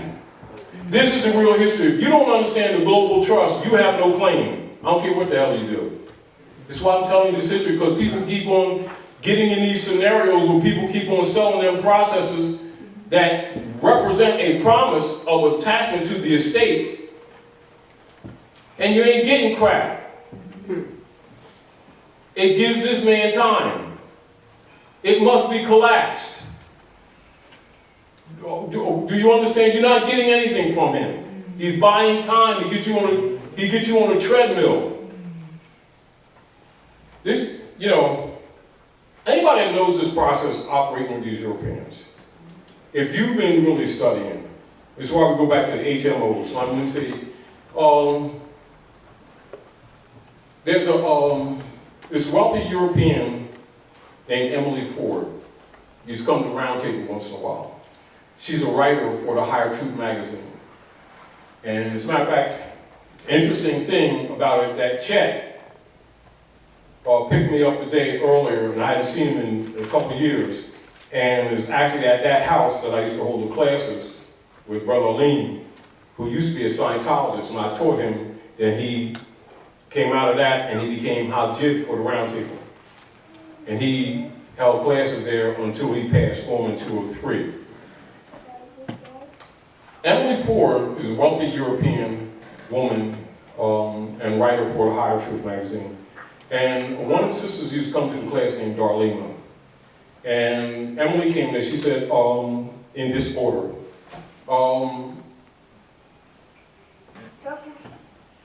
Europeans allowed to come to the Roundtable? I mean, do you mind, because they use, a lot of the so-called freedom European groups have always used some of our information. Anyway, they adjusted, but they've been using it for years. And so Emily came to Roundtable a few times. She actually shared a lot of information, right? One day, she asked me about what my thoughts were about some of the European so-called sovereignty groups, etc. And sometimes with some of their groups, they were talking white Christian sovereign, and these are some of the demonstrations they were using. And there was another European that was doing classes named Phil Marsh. I think it was Phil Marsh or something like that. They were like charging like $1,500, $1,600 classes. We was giving classes free, to people. And they was charging $1,500 for classes for this information.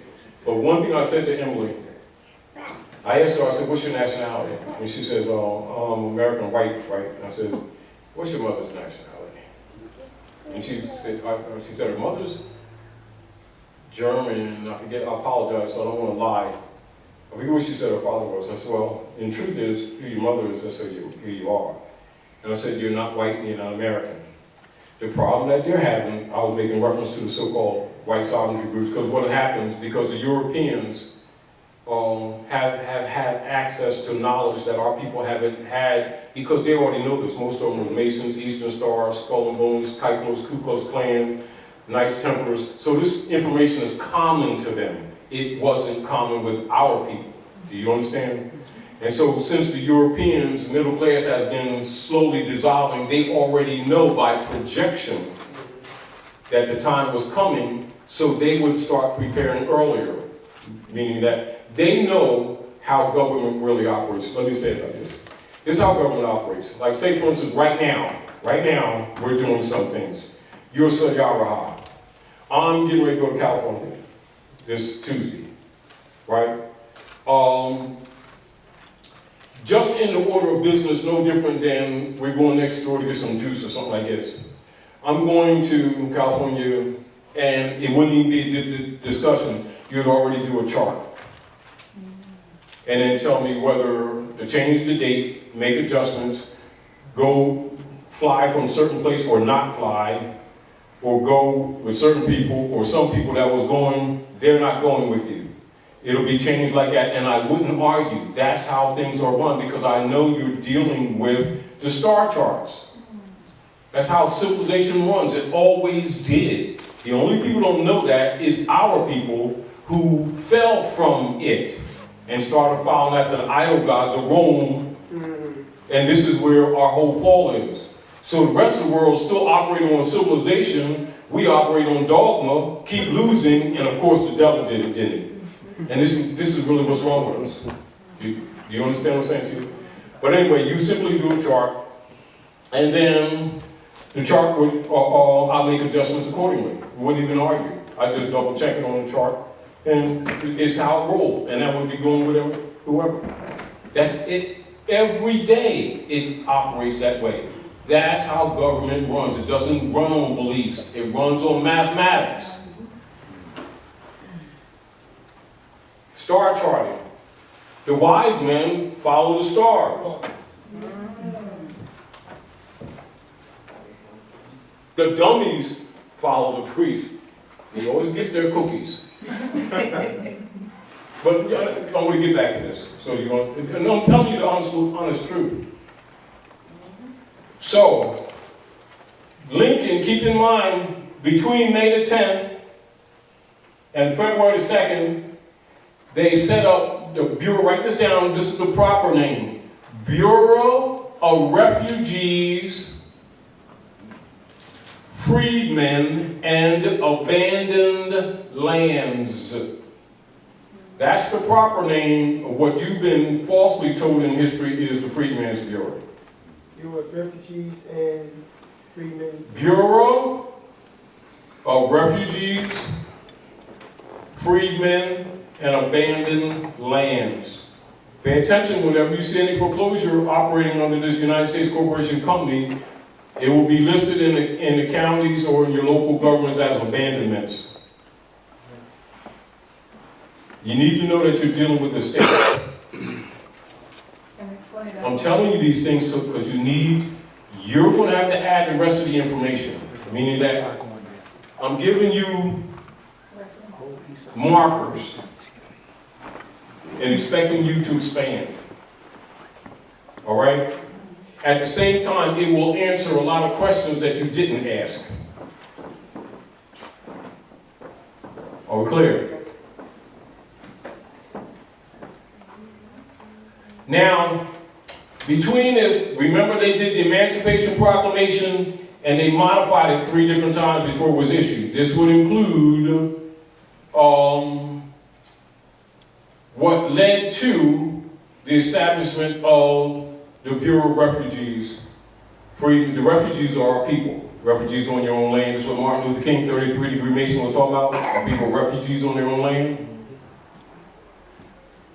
You didn't come from nowhere else, you guys. Set up the Freedmen's Bureau. With the Freedmen's Bureau, you're supposed to be giving back your name, your nationality. You're supposed to be giving back the culture of Islam, etc., science, etc., and you're supposed to be giving every man, woman, and child minimally, and in some cases more, but minimally 40 acres and a mule, and a house, meaning that a house, you could design the house, finance to support it, and for whatever venture that you were going to do would be financed. Of course, Freedmen's Bureau was open approximately 65 to 68, roughly 3 years. They squandered the finance with the intentions of closing it, which they did. So they opened the Freedmen's Bureau in 1865, it closed 1868. Then they created what is known as the dead man, the corpse, the man of straw, the transmitting utility for the Global World Trust that was set up when the Emirate fell.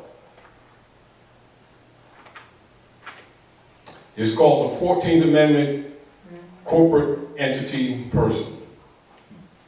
And then they gave it the name of a monkey. And so they needed the people to agree to be monkeys so that they could take them out of the human family and say they volunteered it. So they said, if y'all want to be citizens, you got to be Negroes. And then they got the, like Dr. Niley was saying, your local Negro clergy guys, to convince them to be people of color and Negroes and blacks, and tell them it meant African, and they could be citizens. They were really agreeing to be animal stock. Because Negro is a monkey, not a human. Negro comes from Negro Yabera Arebo, which is black chimpanzee monkey. So Charles Darwin talks about. And then they agreed to be Negroes, and then they thought they could be citizens of the United States. They were stock, and then they were registered on 55 Water Street in New York, put on the stock market to back all the United States debt here. Now let me tell you about this debt. You know how everybody keeps saying, y'all got contracts out there, y'all got debts out there, and all that kind of stuff. They're full of crap. It's a lie. When Lincoln recognized that they were using him to undermine the Republic, because they had the service contracts, he deliberately bankrupted that United States and France. Are we clear? Are we clear? Please say it. Yes. Lincoln bankrupted that United States service company in France that was founded in 1754 by Benjamin Franklin, who was later, or was already being prepared as a minister plenipotentiary with the treaty. Are we clear? Yes. All right. Clear. There's 3 other things that Lincoln did that put a target on his back. He did 2 major cases that they will publish, and you'll have to dig. You're not going to find this in your regular school books, but you'll find this in any quality library, where Lincoln did 2 cases making the distinction between Negroes, blacks, and Moors, being the same people, same blood, different status.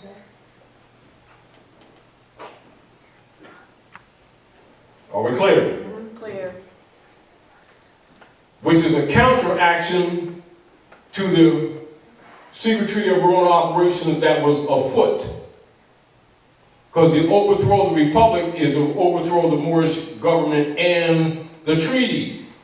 Because the treaty and the Constitution are one document. To overthrow the Constitution is to overthrow the treaty. They're one and the same. That's why they don't teach you treaty law and Constitution as if it's one, when it absolutely is. Keep this in mind so that your head will be right. Particularly this baby girl.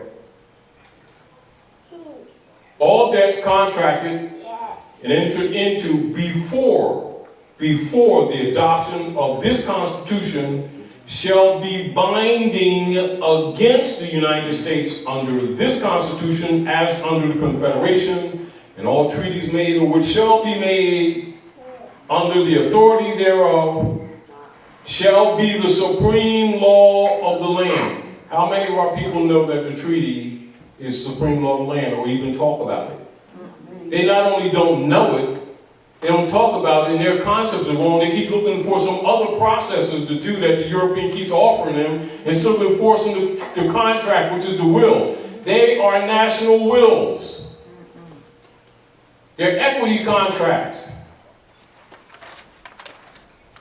That's what binds them, nothing else. And we keep on buying into other games they keep presenting, which gives him time. And the BS continues. Now, as the generations have passed, now it's up to you. Basically now, you have no knowledge of this whatsoever, because the adults before you sold you out with their daggone beliefs, adopting all their belief systems that don't mean a damn thing except mind control. Do you understand? Which is why you're here, and which is why I want to make sure that you get this. Do you understand? Yeah. You're the heirs to the world's largest estate and don't know it. Your poverty is absolutely, absolutely artificial. You're the wealthiest people on the planet. You don't have any business being poor. You have no business being in need. Your mental is wrong. Our mental is wrong. Our concept of history is wrong. Our concept of law is wrong. Our concept of person is wrong. All these things must be corrected, because you're not going to always be getting this information. And if you don't get this stuff grounded, they're going to try to eliminate you before you do get it grounded. And they're accelerating their activities to do so, that extend behind the chem clouds and the GMOs. They're trying to get more and more direct. The only thing that's stopping a lot of stuff that they're already planning is the Manchurians. If it wasn't for the Manchurians, there'd be a lot more of our people dead already. With the help of Russia. And that's the real truth. Our people really do not understand the politics on this planet. Anyway, so keep this in mind and understand this so you can understand the politics.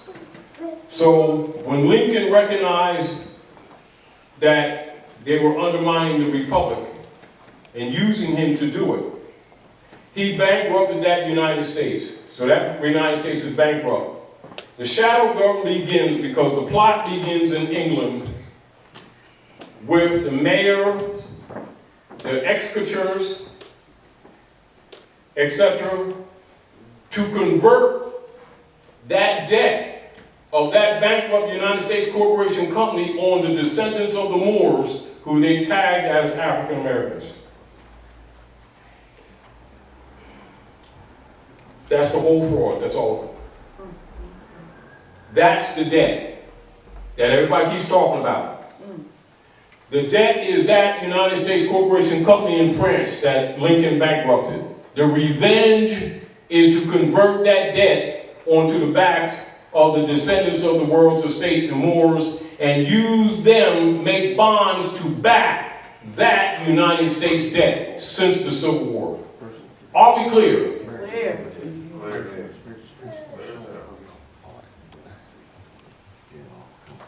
Now we're going to go through a scenario, then you get involved. That United States existed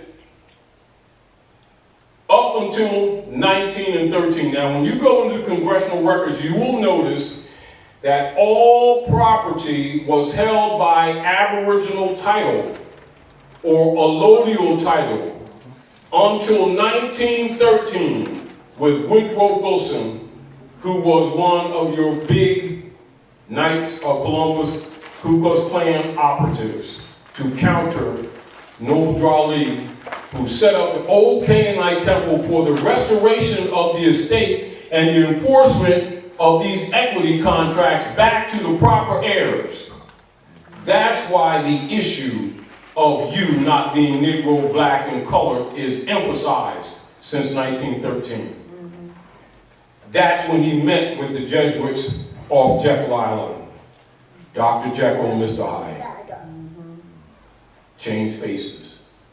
Shadow government. Then all of the allodial titles were converted into dead pledges. The contract was dead and you was the pledge. It is called mortgage. Mortgage. That's when they began. 1913. Congressional records for anybody who wants to know.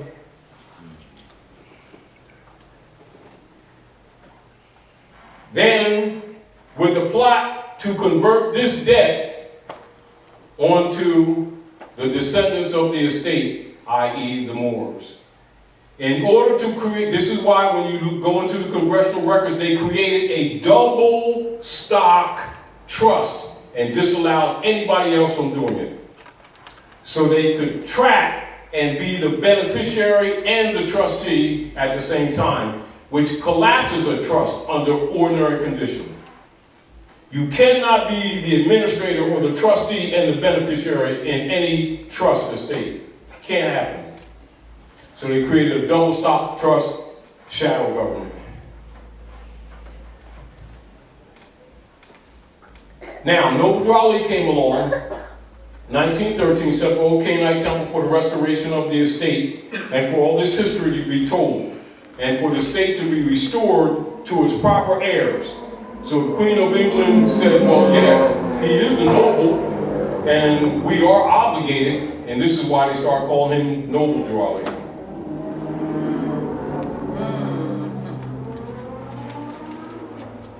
Are we clear?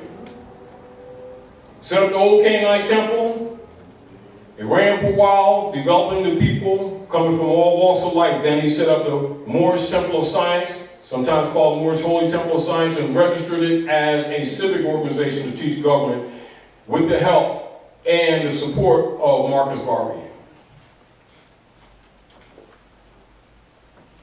Are we clear? Who taught government? Clear. And Drew Ali taught nationality. 1925, 1926. Woodrow Wilson Drew Ali instructed him to take the flag out of the vault. They took the flag out of the vault, the star was out. Drew Ali told him to put the star back in. Woodrow Wilson told Noble Drew Ali, he said, to give these niggers back Islam will be like putting a pair of pants on a horse.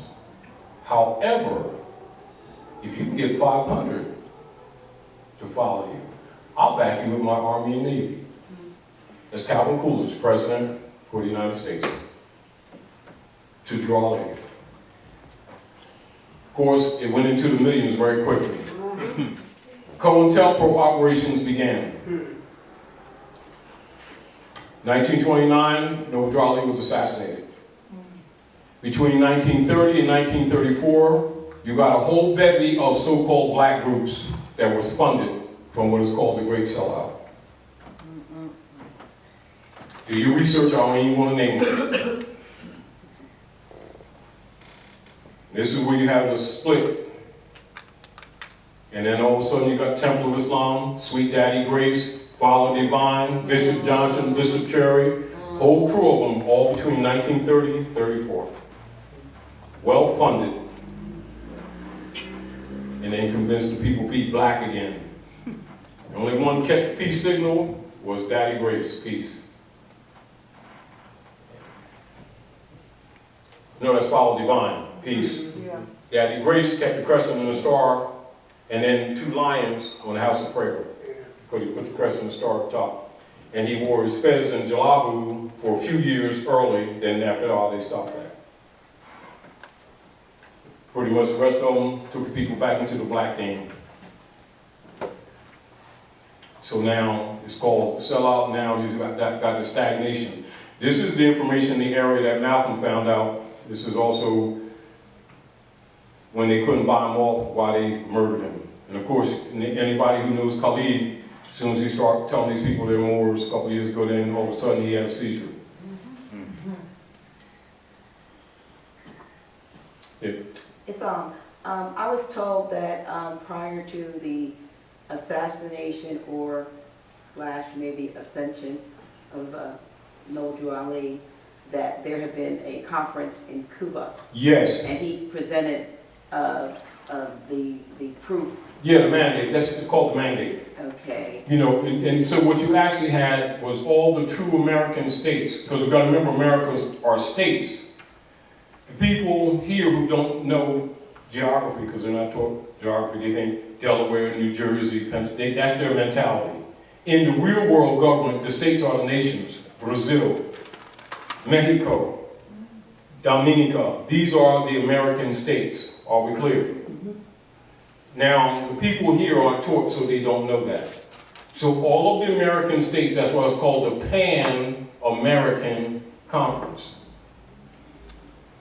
Because the American Conference is really the African Conference. Well, he had the land deeds or something? Yes. See, because the United States was over. See, they had a mandate. It's over. So they had to get them out of the way. Now, pay attention to this. 1913, Drawley set up the old Canaanite temple for the restoration of the estate. That United States that they created there, they created that shell, it collapsed. 1913. They set up the executor's chamber. Remember, hell is not a place to go. Hell is the church prison beneath the executor's chamber for those who wouldn't pay tithe. It's called Roman tax.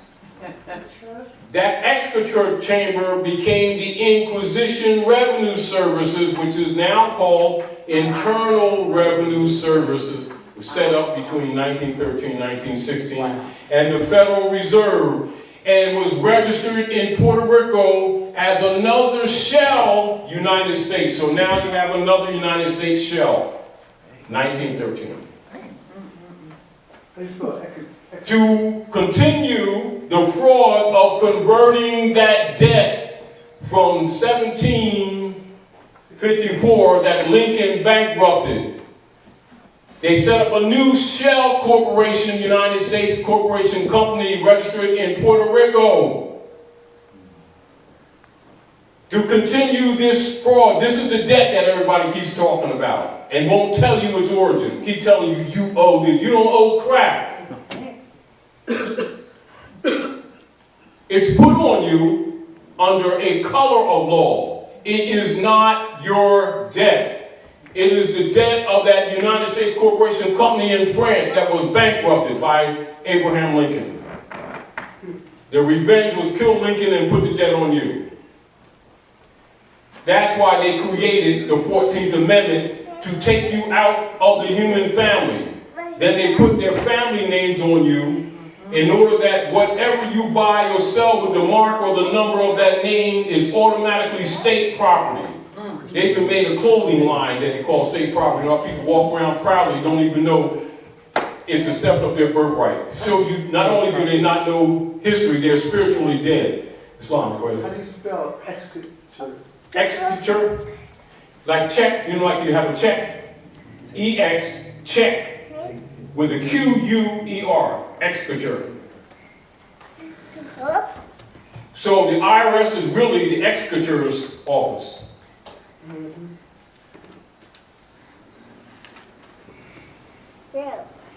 This is why they can make up arbitrary things and just take your finance and take stuff, because they're taking it under Inquisition operations. Why do you think that there's no what you would call solid measuring point? And why do you think they convert your labor into income when income only applies to corporate entities? That's why I did that book years ago, Confused About Taxes, just to keep the basic, simple concept to the average person if they ever have fraud the IRS. They need to know the law. You don't have income. Corporations have income. Huh? Confused about taxes. And I'll make, law of reference points and show you their own stuff. These people don't know that when they're so-called paying income taxes, that they're actually doing executive chambers payments. They're in hell. That's hell. You don't think so? Look in the dictionary. Look up hell. In dictionary. Hell Black's Law Dictionary, 4th edition, deluxe, ancient and modern history. Ancient and modern jurisprudence. Great, sis. Hell. The name formerly given to a place under the exchequer chamber, where the king's debtors were confined. Rich dict. So as you can see, people now, the clergy have been telling people that the hell's down below with the red devil. Fire and brimstone. And it's beneath the executor's chamber of the church. For those who didn't pay the taxes and the tithe. See why they don't have law books in our communities, and our people keep talking about they know Jesus, they know Allah and Muhammad and Buddha. They don't even know what's in front of their damn faces. Clear. See why the Bible says, how dare you claim the love of God you do not see, and love not your brothers and sisters whom you see every day. Likewise, how dare you claim a knowledge of the netherworld and know not what stands before your face. It's not only hypocrisy, it's a lie. So you have to rescue the children. Because they're on the dogma of thinking they got religion, and they're being played by the clergy themselves. Yes. Now you understand why they have a skull and bones agreement? They're kickback and make people thinking that that's Jesus' half. With no conscience, ameliorating their own interest. Why do you think they won't let people see their secret oath to the Pope? It's in the congressional records, it's not hidden. And that's not really not, because all of them is not really like bad people. They're giving the people what they want. People want to, so it's sort of like, the rationale is this. They take advantage of the people with limited conscience because the people are considered dead in law anyway. And since they dishonored their mothers and fathers, they don't have to feel guilty for screwing them. Because that's how they lost their estate, because they honored not their mothers and their fathers. Do you understand? Now, so keep this in mind. So 1913, this United States collapsed. So they set up another one and registered it in France. Are we clear? Are we clear? Yes. Another United States shell. Puerto Rico. Pardon me, I apologize. So now they set up another United States corporation company in Puerto Rico.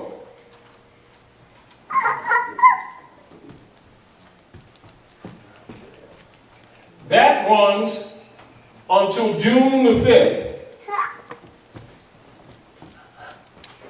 of 1933. They got rid of no withdrawal leave July the 29th, in July of 1929. A couple years later, that United States collapses. Are we clear? So now they create another United States shell. To keep this fraud going on, keep in mind this is a series of successions. Now I'm not going to write this down, I expect you to write this down. Franklin Delano Roosevelt, Skull and Bones, set up another United States corporation company, Shell, to complete this fraud, descendancy. This is called corporate secession. Corporate secession. Are we clear? So now we've got another United States shell to convert this debt of this United States of 1754 that Abraham Lincoln bankrupted when they recognized they were using him to undermine the legitimate republic. Are we clear? Clear. All right, that's where the greenback thing comes in, going back to the Constitution, because they were undermining it. That's one of the reasons that he got murdered. Are we clear? Amongst other stuff. Your phone's battery is getting low. This United States corporation company lasts to this year, May the 2nd, something like that. May the 2nd, 2016, they will tell you that Puerto Rico went bankrupt. What they're telling you that United States shell went bankrupt. Again. They start setting it up again. Manchurians and Russians told them, no more shells. No more shell corporations. No more conversion of this debt onto the heirs of the estate, i.e. the Moors. And they start dumping all around the world in a controlled state all U.S. T-bonds that began from the time of the Civil War that has been backing that false debt that don't really belong to us. That's what's going on in the world. Are we clear?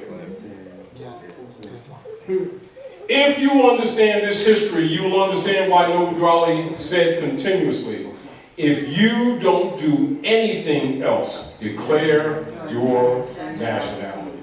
Why? You're the heirs to this estate, and all of these bonds have been placed against your estate without your knowledge, and the transmitting utility, or that straw man, was created for them to go in and out of that Sister QV trust. They have set up in 1666, Sister Q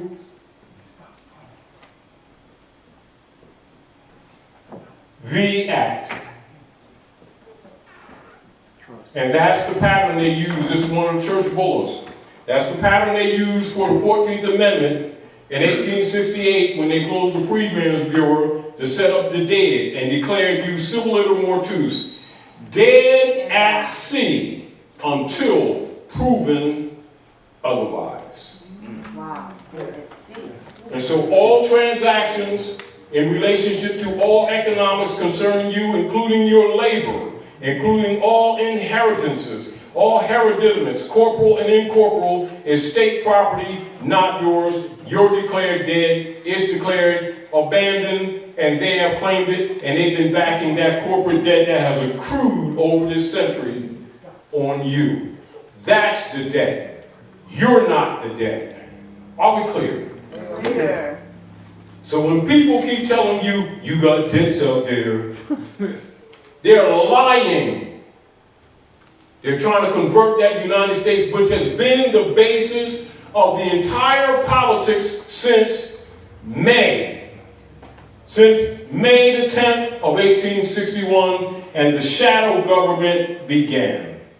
That shadow government is called the U.S. Democracy. That's the shadow government.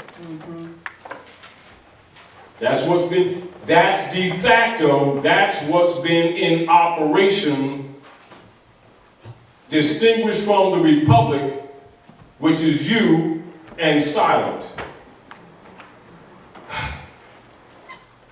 Are we clear? Now you understand your answer earlier? Clear. Good. That should put a little bit more clarity on it, shouldn't it?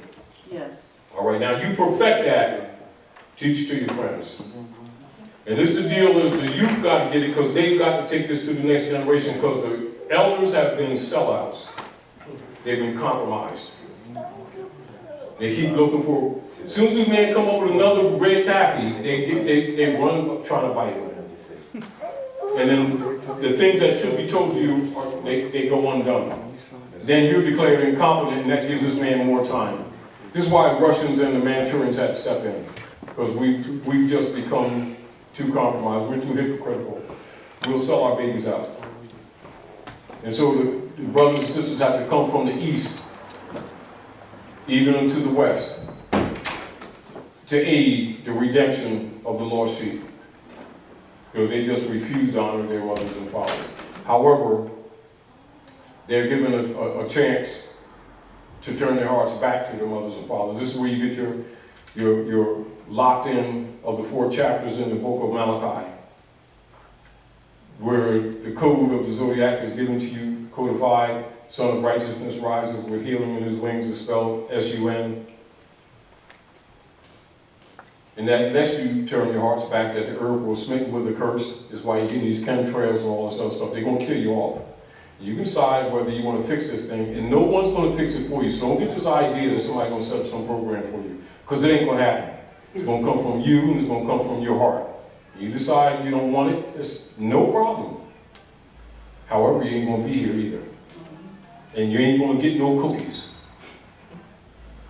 You know, and these people keep thinking they're going to get this package without, you know, their brothers and sisters. You know, I got this process. I'm going to get this, and I'm either going to sell it to my brothers and sisters, or I ain't going to tell them, and I'm going to, you know, you are your brother's keeper, and you ain't getting it. If you want it, tell somebody who don't know. Seek for them what you seek for yourself. And that's the only way the cosmic brother recognizes you. And you better do it sincerely. Oh, yes. And do it because it's right, not because you want a package. Not because you want a cookie.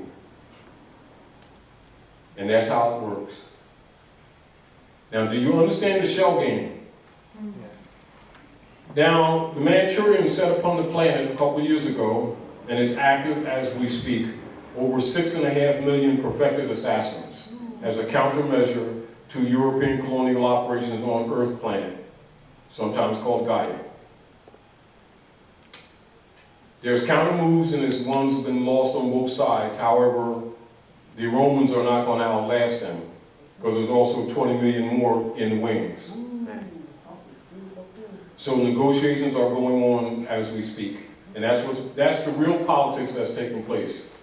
You've been given this information for a few years. You should have been putting some of the work to help yourself and to help your families. If you haven't perfected it yourself logically, you won't be able to transmit it to someone else.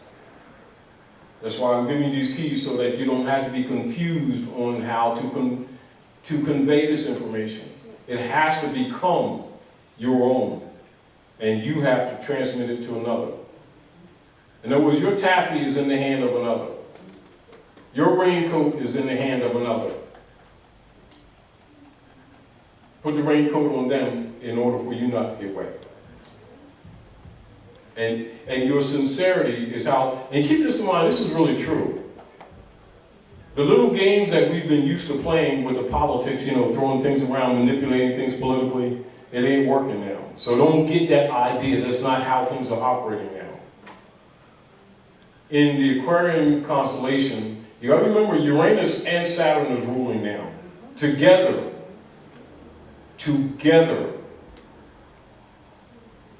with Uranus electrifying everything. Everything and everybody in every institution is charged to prove itself. It's charged to prove itself. Whatever you claim, you ain't got to prove it to me, and I don't have to prove anything to you. You're going to prove it, and you're going to be charged to prove it, and nature is the measure now. The Tao, that's Tao, T-A-U, of nature, is measuring you. And she does not recognize person or station. So take your belief systems, dump it in that basket. And take your emotions, sit on them. And when they get flat, remove them from your pocket and throw them in the trash basket. And get real. Because she is not playing. You've had more than enough time. More than enough time. And there's no need for you, when I say you, I'm talking plural, which includes myself. Keep making excuses. And so, the Europeans, or what you call the Romans, a lot of things that you see happening all over the place, that are, you see anything unusual happening that's destructive, 99% of them are false flags. You understand? They're getting desperate. You understand? So if you think for 2 minutes that your welfare is secure in their hands, I suggest do not hold your breath. This is what I suggest that you do. Everything that you possess now, if you have any possessions, put it in a trust. You're going to be killing those bonds that are attached to that name that's related to you, that's an ex-rel, but not you. Go ahead, give him a mic. Turn the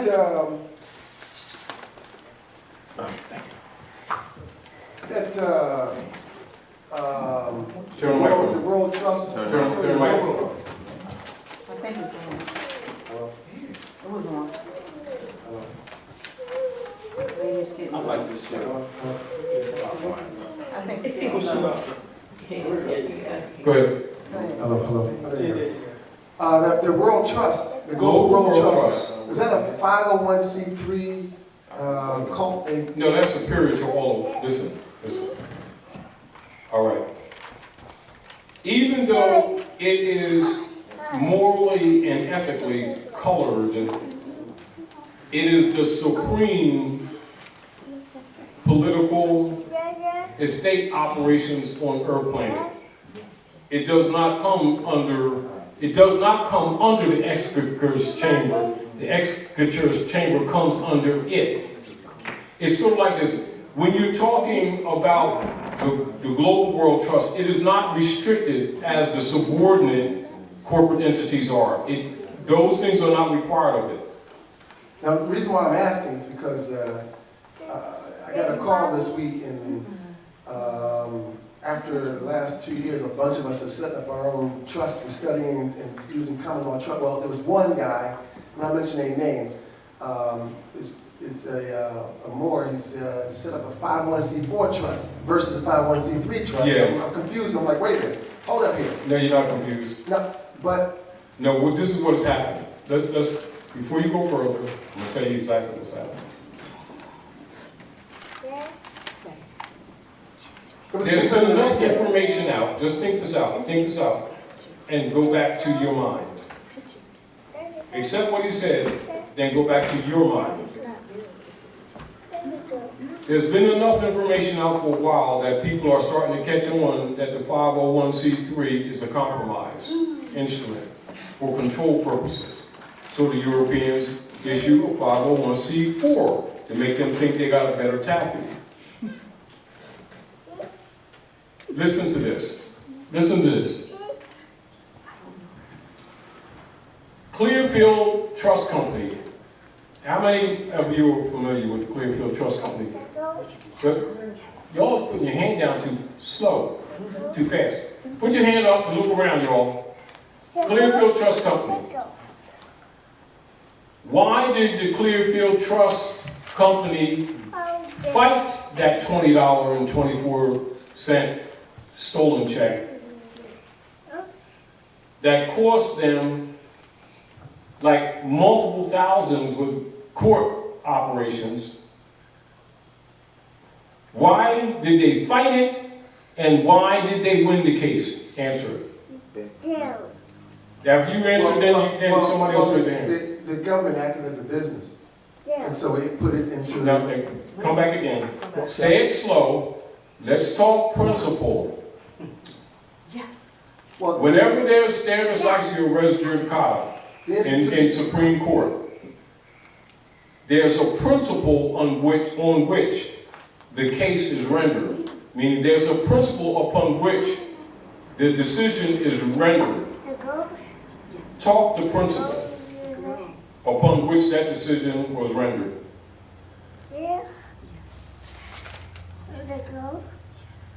You know it, but this is what I'm appealing to, because this is really, I'm talking to everybody. We want to get out of describing or estimating things, and we need to be specific on cause and effect, because that's when we become effective in law, in any legal argument. Now, hint, Dr. Naila, this hint, it's right there on the board. It's what we've been talking about. You may not see it written in the case, but if you don't know what it's based in, they can talk you into another jurisdiction while you're trying to argue a principle. You're making a partial argument. A private corporation. No, it was a shadow government. Here's where the shadow government is where was acting in the form of a business and was charging, and the trust argued that he didn't have to pay that. Yes. Now listen to your argument. You're not wrong. But your answer can be defeated. Listen. Clearfield Trust. What is the issue of the Clearfield Trust? The issue of the Clearfield Trust is that this false debt is artificially placed on African Americans who are tagged as black under their code operations, i.e. their Christian black codes. They're saying, y'all pulled that stuff on the niggers. You know damn well it ain't for us. And on principle, we're not going for it. Because you know, and we know, that you're not government. You're no different than McDonald's. Coming around sending Ronald McDonald, come tell us about some debt or what you're going to do because of this check that was bounced and blah, blah, blah, blah, blah.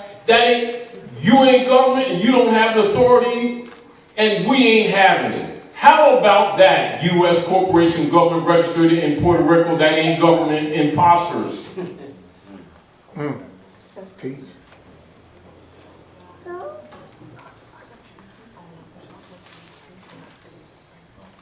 De facto, you got no authority. Now you go play that nigger game with these dummies that keep thinking you God and white man. They keep calling you white man, so you're their sovereign. You ain't our sovereign. Go to them, watch them call you white man. Yeah, you were their God. Don't pull that on us. I'm telling you, basically, that's the case. Then all you need to do is go amongst our people, and the first thing going to come out their mouth, white man. Just call him sovereign, ruler of the land, they get pissed when he acts like it. And then, meanwhile, they talk about how spiritual they are and that they know law. I suggest they don't know crap, and they're full of crap, and they need to stop selling their babies out. But nobody won't tell them to their face because they sensitive and all that stuff and whatever games they want to play. And they keep selling the next generation out. Clearfield Trust Company wasn't having it.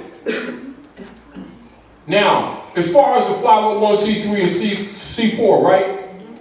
You got subordinate foreign corporate entity called Inquisition Revenue Services, called the IRS, that's also registered in Puerto Rico,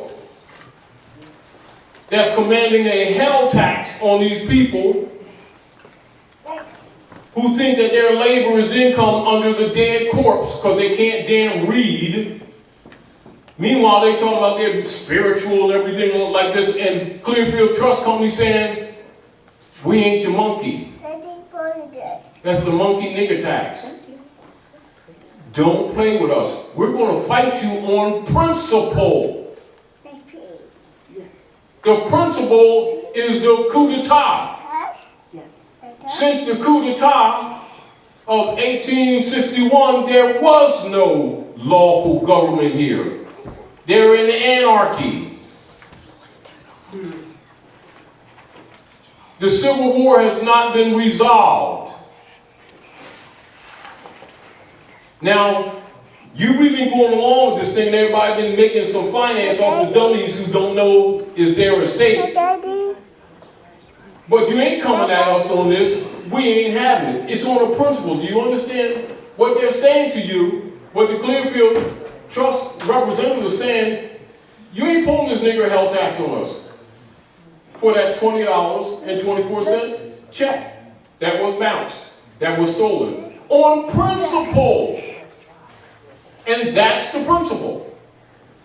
This is why people who really understand the Clearfield can use it in foreclosure cases if they know the real argument. This is why we tell you use Clearfield, but not because the case itself can be used, because you need to know what's really the principle behind it. You don't need it, it's just a reference. You need to know the principle behind it. You're not talking to government. You're talking to a foreign corporate imposter that keeps putting burdens on you, and you keep giving them jurisdiction. So again, tell me about this 501c3, 4, 5, 6, 7, 8, or whatever else one they want to hand you to keep getting you to voluntarily give them jurisdiction. Okay. Thank you. Meaning that if you and me, if we would use our common sense, this is back to the point, and this is back to the babies. This is, why I'm emphasizing this, and even when you're talking, I say make sure baby girl understands it. It's because you have to understand the principle behind it. If you understand the principle, you don't need the case. The case is only a reference point. You need to know the principle. The principle is that they are not government. How? Now look. At what point in jurisprudence do you derive a de jure action out of a de facto platform? Is it possible to get de jure out of color? No, possible. Whether it's a 501c3, 501c4, 501c3 and a half with 4 quarters, do you understand it's the principle? That the people, upon waking up, look at this, Now, this is what's happening. It's real clear, and you know something? Because they had mentioned they used biblical scripture to entice people, it got me thinking about this global trust they're doing. So actually, this guy is really just another one that's creating problems. In other words, what you have is this. As the people are developing, and they can't ignore things anymore because people are losing their accounts, they're losing all forms of the artificial, that little cartoon Lucy? Where Charlie, the guy, Lemuel, he has this blanket with flies on it. And he walks around with his blanket, he won't release it. He's not handicapped, but he's handicapped. So that blanket is his security. The psychology that we suffer from is all of these programs that were set up since then to make these people think they were being secured when they were actually voluntarily selling themselves out. Once they've extracted enough, now they're going to kill you off. They have no intentions of satisfying any of these things. Their mission was to rob you. It always was, it always is. Now, just like the spider, that your carcass is almost dry, they intend to drop you on the pile beneath the web. At what point you don't get it? And they keep inviting you, and you keep going, oh, Black Widow Spider looks pretty good, man, I was checking her out, man. Don't go kissing her. You're the next meal. You want a date? Oh, I don't think so. I'm cool. I got, yeah.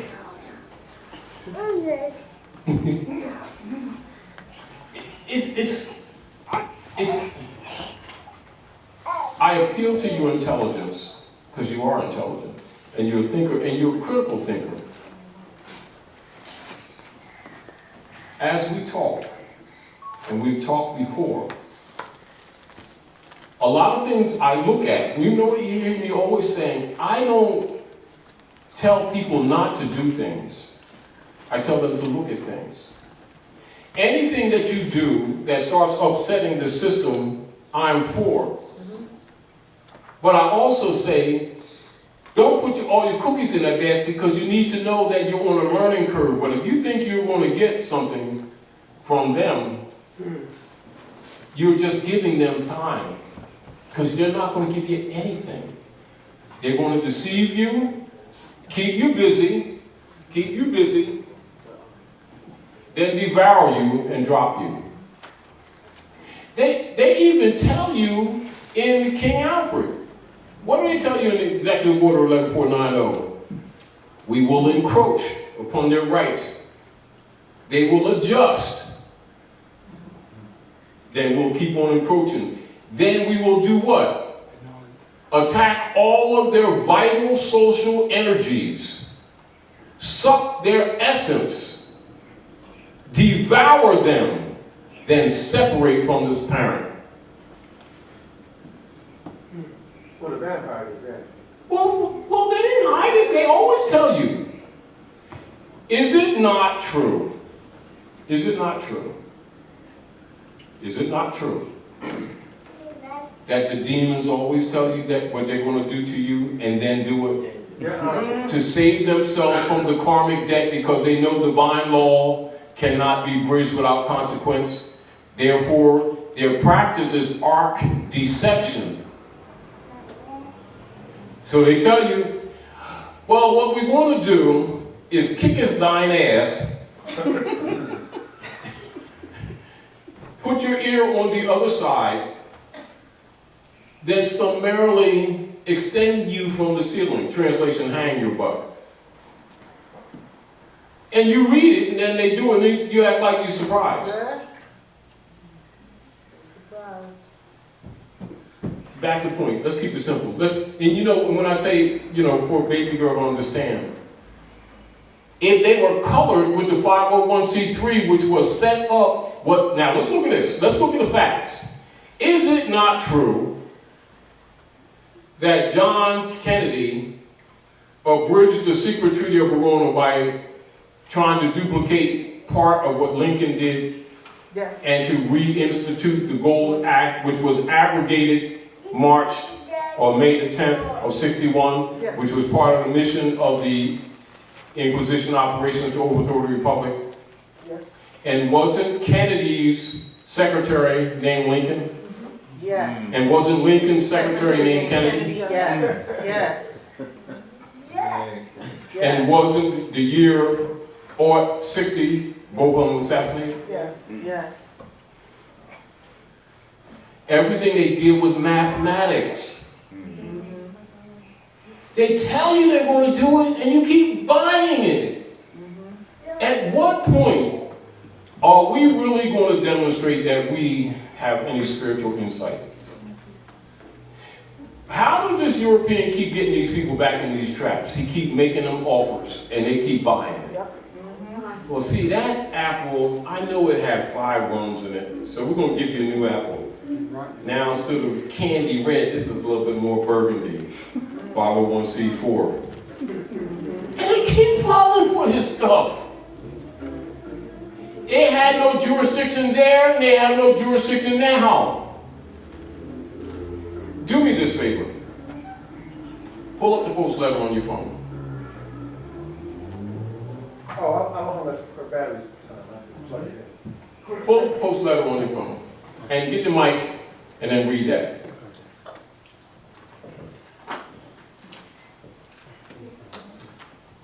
Now, I want you to read the last few paragraphs.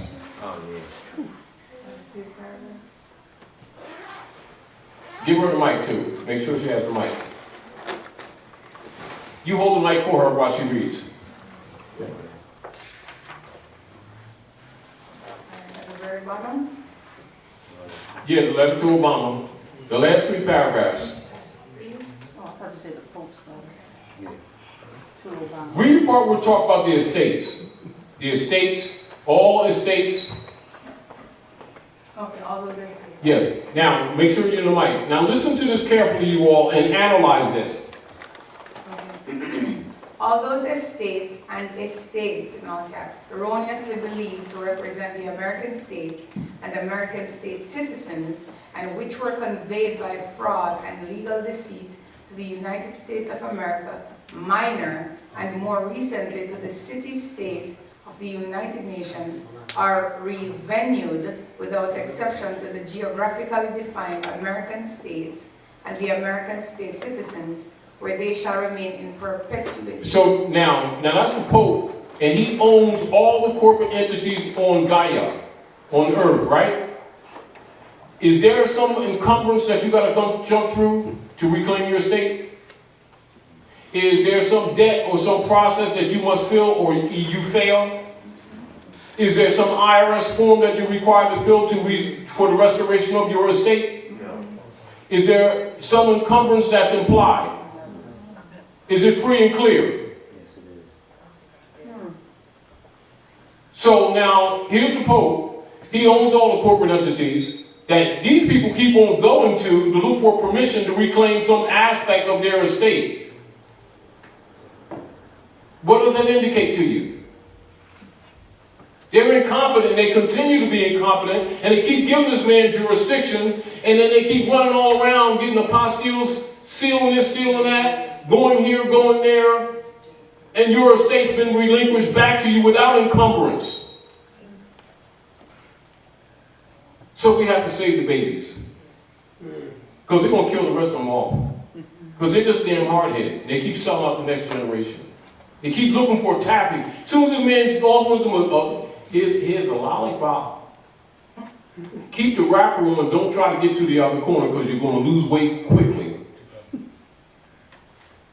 That's what happened to me. I'm appealing to the intelligence. Stop jumping through hoops. Understand that birthright, unalienable rights. Baby girl, go on the law dictionary and look at unalienable rights. Liens placed upon you. Because remember, the liens are from this debt under that U.S. corporate entity that was killed by Lincoln that they've been constantly converting on you. This is where the Pope is telling you this fraud began 150 years ago. He's giving you a rounded number. Do you understand? That's this dead corporate debt that they keep converting on you. Go ahead. Make sure you're in the mic.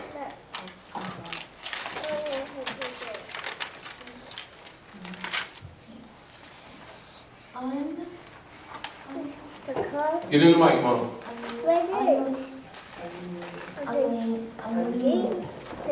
Unalienable, yeah. The house. That's called house.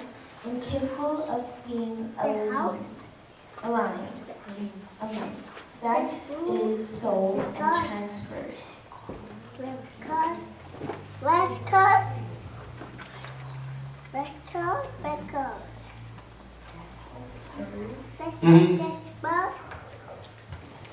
Unalienable, inalienable, incapable of being aliened, that is sold and transferred.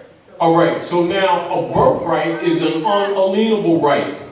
How is it that people keep coming up to these processes that you've got to file these papers with any corporate entity and go get anything stamped or apostilled any damn where in order to claim a right that is in its first instance unalienable, unless you keep giving up your birthright, which keeps giving this man mandate. Then you keep starting all these nigger groups to try to get your rights back, and your actions keep indicating that you're incompetent.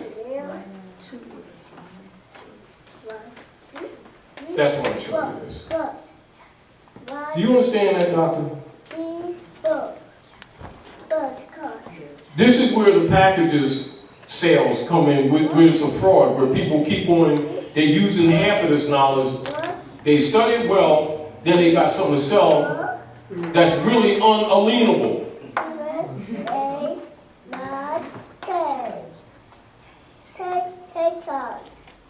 The debt belongs to that corporate entity. It doesn't belong to you.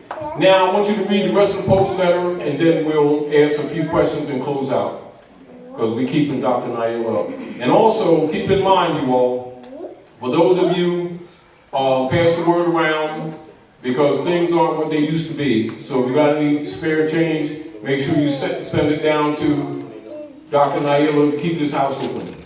It's 602 Vandiver. All right? So pass it around. Go ahead. And the American state citizens, where they shall remain in perpetuity as assets belonging to the rightful and lawful beneficiaries. So now we're talking to state, aren't we? Huh? All right, so we ain't talking privileges, are we? All right, continue to read. Now read it totally out. Read it totally out. All legal fiction entities, however, structured and named after the American states and American state citizens, are returned to them and their control, free and clear of any debt, promise, encumbrance, or obligation alleged against them as a result of false claims made in their behalf by officers of the United States of America, Incorporated, and the United States, Inc., or by any foreign officials operating in the United States of America minor, or the United Nations city-state falsely claiming to represent them or have jurisdiction over them. We note that the current circumstance is in part the result of criminal acts engaged in 150 years ago, which resulted in the commercial enslavement of African Americans who were summarily claimed as chattels back in U.S. government debt in the wake of the Civil War. Despite every act of abolition and declaration of prohibition against both peonage and slavery, it has been the policy of the U.S. government to enslave its citizens and to operate as a rogue state among the nations of the world. Instead of freeing African Americans, the sum total result of the Civil War was to vastly expand public sector ownership of slaves, giving rise to the outrageous and improper claims that have been made against the American states and the American state citizens that we are dealing with today. It is uniquely fitting that the Grand Army of the Republic is recalled to settle the circumstance in favor of the people. Now read on, keep on reading on. Read the attachments. Attachments. Attachments. Civil orders. Anna Maria Wilhelmina, Hannah Sophia Reisinger, Von Reisenstein, Von Letzo Vorbeck, private attorney in his service to His Holiness Pope Francis documents. Related, the United States isn't a country, it's a corporation. One more time. Proof. Related, the United States isn't a country, it's a corporation. Proof. Vatican owns corporate United States, the hidden Vatican Crown Empire. That's that corporation. Is that your debt? No. Can there be an encumbrance placed on you to reclaim your lost estate that was taken under fraud? No. Why do we keep jumping through these hoops every time they offer you a new taffy? Indicates we don't understand the history, nor do we understand the law, nor do we understand that they're dealing with a global world trust. And the heirs of the estate must competently speak up. That's all you have to do. Yeah, but a lot of us have signed off on these mortgage agreements thinking we get... It matters not. It's a fraud. See, this is the whole deal. This is the deal. This is the deal. This is what's happening. And then we're going to close out. The people themselves have to start rendering unto Caesar what is Caesar's. You've got to stop rejecting this stuff. Stop feeding the beast. Your estate is returned to you, claim it. That's why you do a trust. Put your stuff in trust. Act competent. Cause the bonds to fall. That's what's going to get him off your back. You keep feeding him.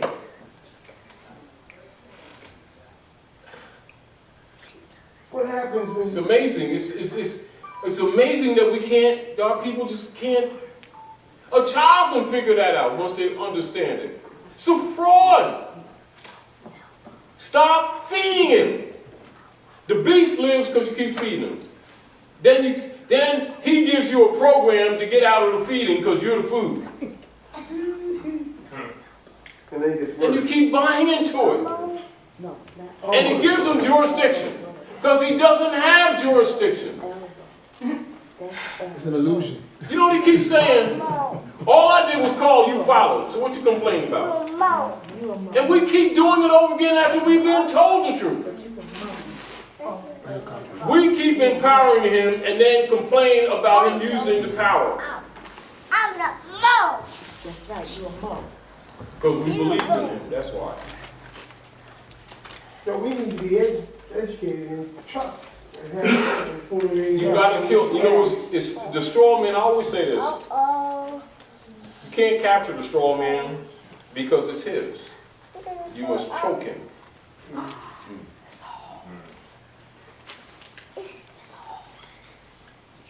But if he can convince you that you're going to capture him, then he can get you in the ring.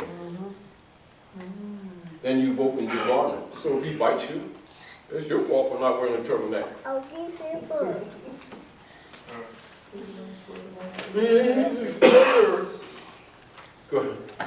Question. Go ahead. Can you? All right. So can I record my allodial trust I've set up through my Great Seal of Government through the Association of the Moorish Affairs? You can do that.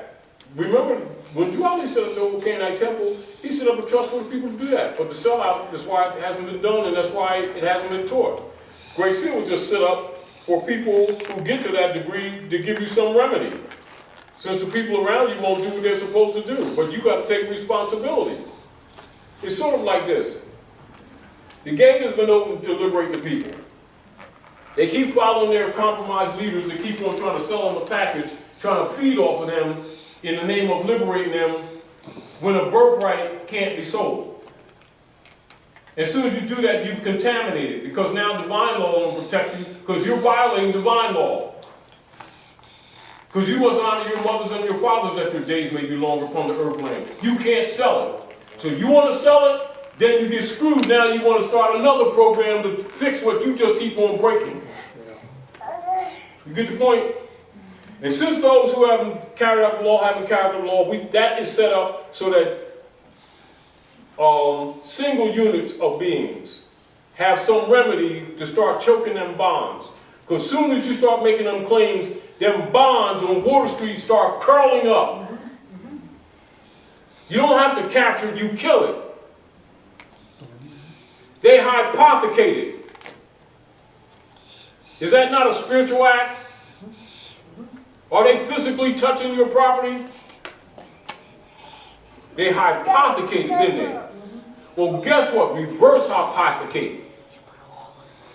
Rehypothecate. Choke that straw man.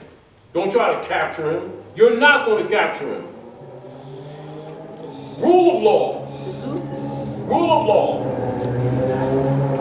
In any form of government, does a clerk of any office anywhere under the jurisdiction of the United States, municipal, state, or federal, give up any original documents to anyone? No. So what makes you think you're authenticating some damn birth certificate? Shut up. Dummies. And what is the argument in law? In argument in law, in estate and trust law, and right of claim, holder in due course. Holder in due course must have original instrument.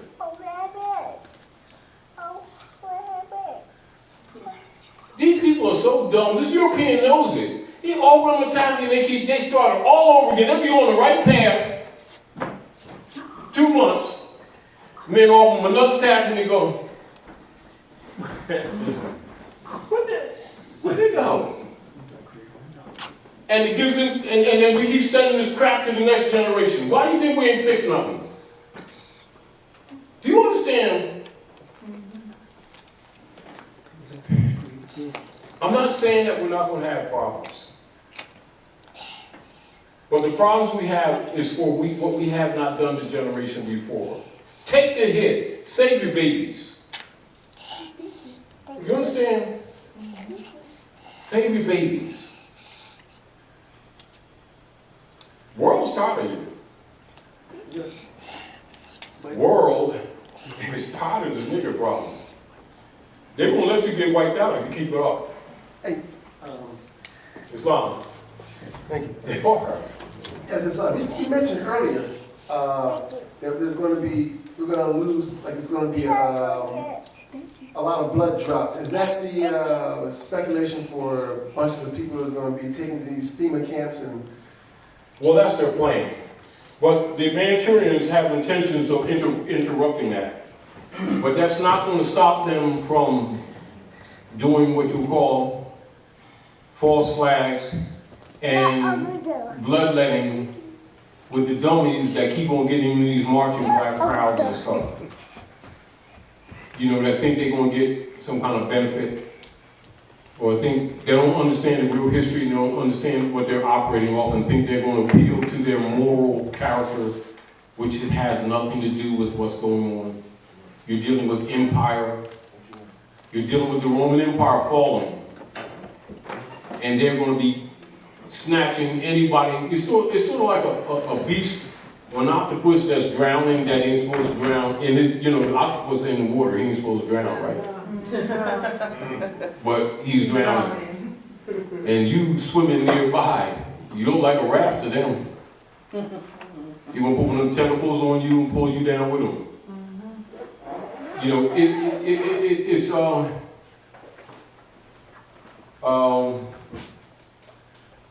I'm pausing because I'm trying to think to have words for it. It's when the Rockefellers talk about making these people docile, his success rate is amazing because he has certainly done it. Our people are as naive as I don't understand.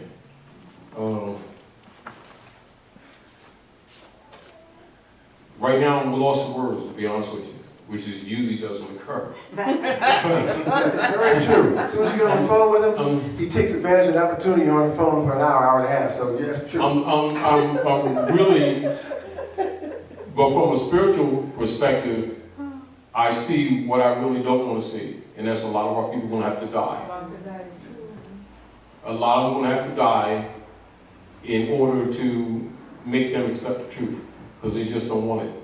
At least it gives that appearance. So that means they will be delivered to Rome by their own will. And believe me, he's going to devour them too. He will, absolutely. I saw a sample a couple years ago. I need to share it with everybody. In Philadelphia, there was a guy who had a car, didn't have a Pennsylvania license, so they decided they were going to give him a hard time. So what happened was, we went to the court. I didn't really want to go, but I'm glad I did. And the lawyers were there, setting everybody up, negotiating. We've all been through it, right? And then when the judge came out, I know the judge. I helped her get elected. Man, I felt bad that day. She came out, and they were all set up. They stood in line, and she chopped everyone's heads off. Everybody had to pay. It was ruthless. That was friendly. He's talking blood. People would actually be killed. But this was an example, like a symbolism. Mm-hmm. And I was sorry I knew her. I was sorry I saw that happen. But that's what made me turn more in this direction to help get us straight. Because they're ruthless. I had to share that. They're food. Listen. let's look at this honestly. Look at this honestly.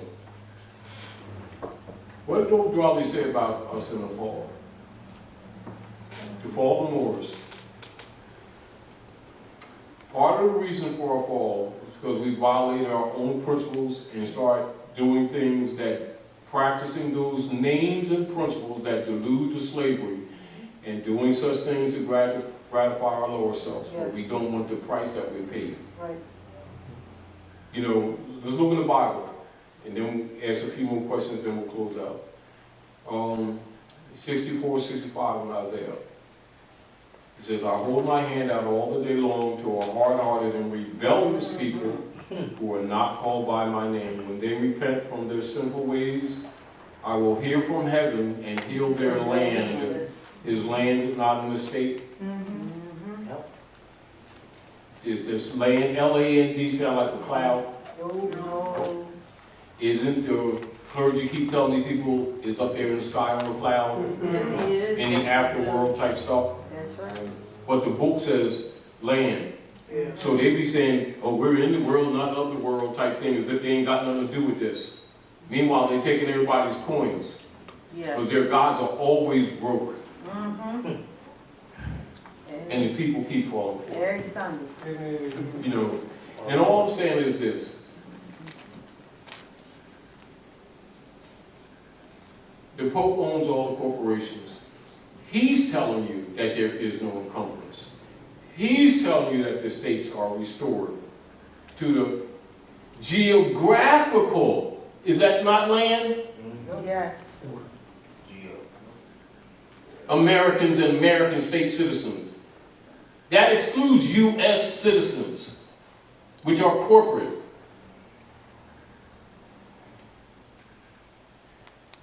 The Pope tells you, this whole fraud that started 150 years ago with the African Americans been used to back the U.S. corporate debt since in the wake of the Civil War. Is it not what I'm telling you? If you don't understand this, can you make a claim on that estate when you don't even know what the estate is? If you claim to be anybody outside of that venue, did he say Indians? No. Did he say sovereign white people? No. Did he say U.S. citizens? No. Who's this whole fraud and been backing his bonds? So-called African Americans. Who are them African Americans? Moorish Americans.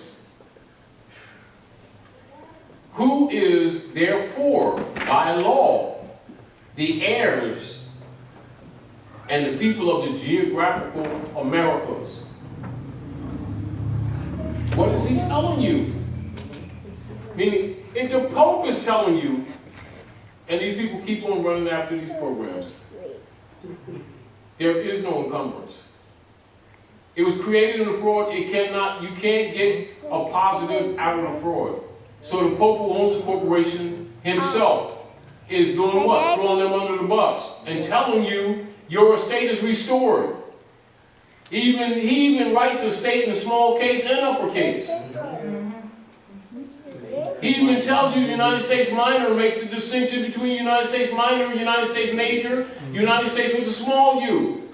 The Pope is telling you the history. When I say you, I'm talking about us plural. And what we do, you now see the Viagra that didn't work before, we got a double potent one now. Unless you're going pole vaulting, don't take it. For the Olympics, I'm successful. You don't take it. Because it's probably permanent.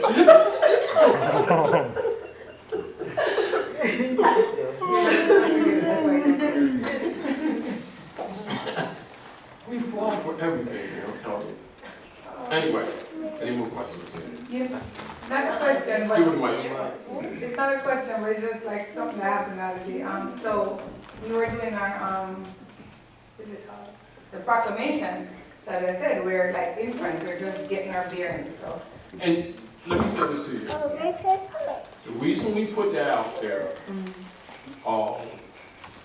trusting that people will study, because it really doesn't even need to be that long, but because we know that a lot of people don't really have a history background or law background, it is presented to be both a writ and a teaching tool at the same time. But it is to give a pattern so that one would have an idea what one is to do. But from an esoteric position, we know that once they're produced and they're out there, that it kills the bonds. That's the real deal. We know that people really don't, and it's not a knock on them, don't really understand this thing. So it's sort of like a helper, and where the air is demonstrating that you have an idea, a competent idea of what's going on and what your claim of right is. But this is the key. The issue of, go ahead. Right. So the issue is, everything concerning us, the European is claiming that we are abandoning our claim. By failing to claim is an abandonment of claim. By making that proclamation, it is in its nature an affidavit. They will not challenge it because they can't challenge it. So they either try to just ignore it or try to discourage you. Because once that's stayed and that's out there, they're not going to tell you, but I am telling you. Once they start circulating, them bonds at 55 Water Street will start getting trouble. Because what's happening, this is what's been happening. They've created the bonds on our back and they've been selling them to other governments and funding that United States corporation company that Lincoln killed with it. That they've created these continuous shells to keep this fraud going on. When you start declaring your nationality and it's public, it demonstrates to the world that a competent heir is speaking up. The bond becomes toxic. It is already worthless anyway. But what gives it its value is that the heirs won't speak up. So their claim of abandonment stands until someone speaks up. Yeah, that makes too much sense. Yeah. It's a No, I'm just telling you, this is all too simple. Everything that they're doing is based on abandonment. Any claim not made is abandoned. That's why it's called a proclamation. And it's also judicial, because you're making a lawful proclamation and notice. You putting them on notice. You're claiming the right. You ain't asking them for anything. They don't seal that. I seal it. Do you understand? So, you're the heir. Now, the Pope then told you now, as of what, since 1913, the Popes have been backing up an overdraw league. Now, if the heirs don't agree, they don't have to agree, do they? No. They've abandoned their estate, though, haven't they? Yes, they have. That's why the proclamations are out, because we know that just like we have this meeting here and people come here and there, and we know that they're getting different influences, and we know they have limited knowledge, and many of them, they put more energy in learning processes to try to get a cookie than they will studying the real history on how this stuff has happened to them. Therefore, people who see them, who know this history, can easily take advantage of it, because as soon as they open their mouth, they'll tell you their degrees. They don't know that they're telling their degrees as soon as they open their mouth. And so while they're in this gray area, in the fog, they can rape them. You know, they'll set a program, well, see, well, see, what you gotta do, you gotta get this UCC form That's filled exactly out, what I was about to and you say. only in charge of a couple hundred for this one, and then, and as soon as you do that, and then after that, oh, we got another part, then need another 1,500. Then they got another part, and then you bounce around a couple years, run around back to these offices and everything. Feel good. You learn a lot, though. Don't think you don't learn, because you learn a lot. But you don't still get the cookie. So now after that runs for a couple of years, then they'll do a new program. This is why you came from HMOs to site drafts to UCCs to financial statements, now birth certificate.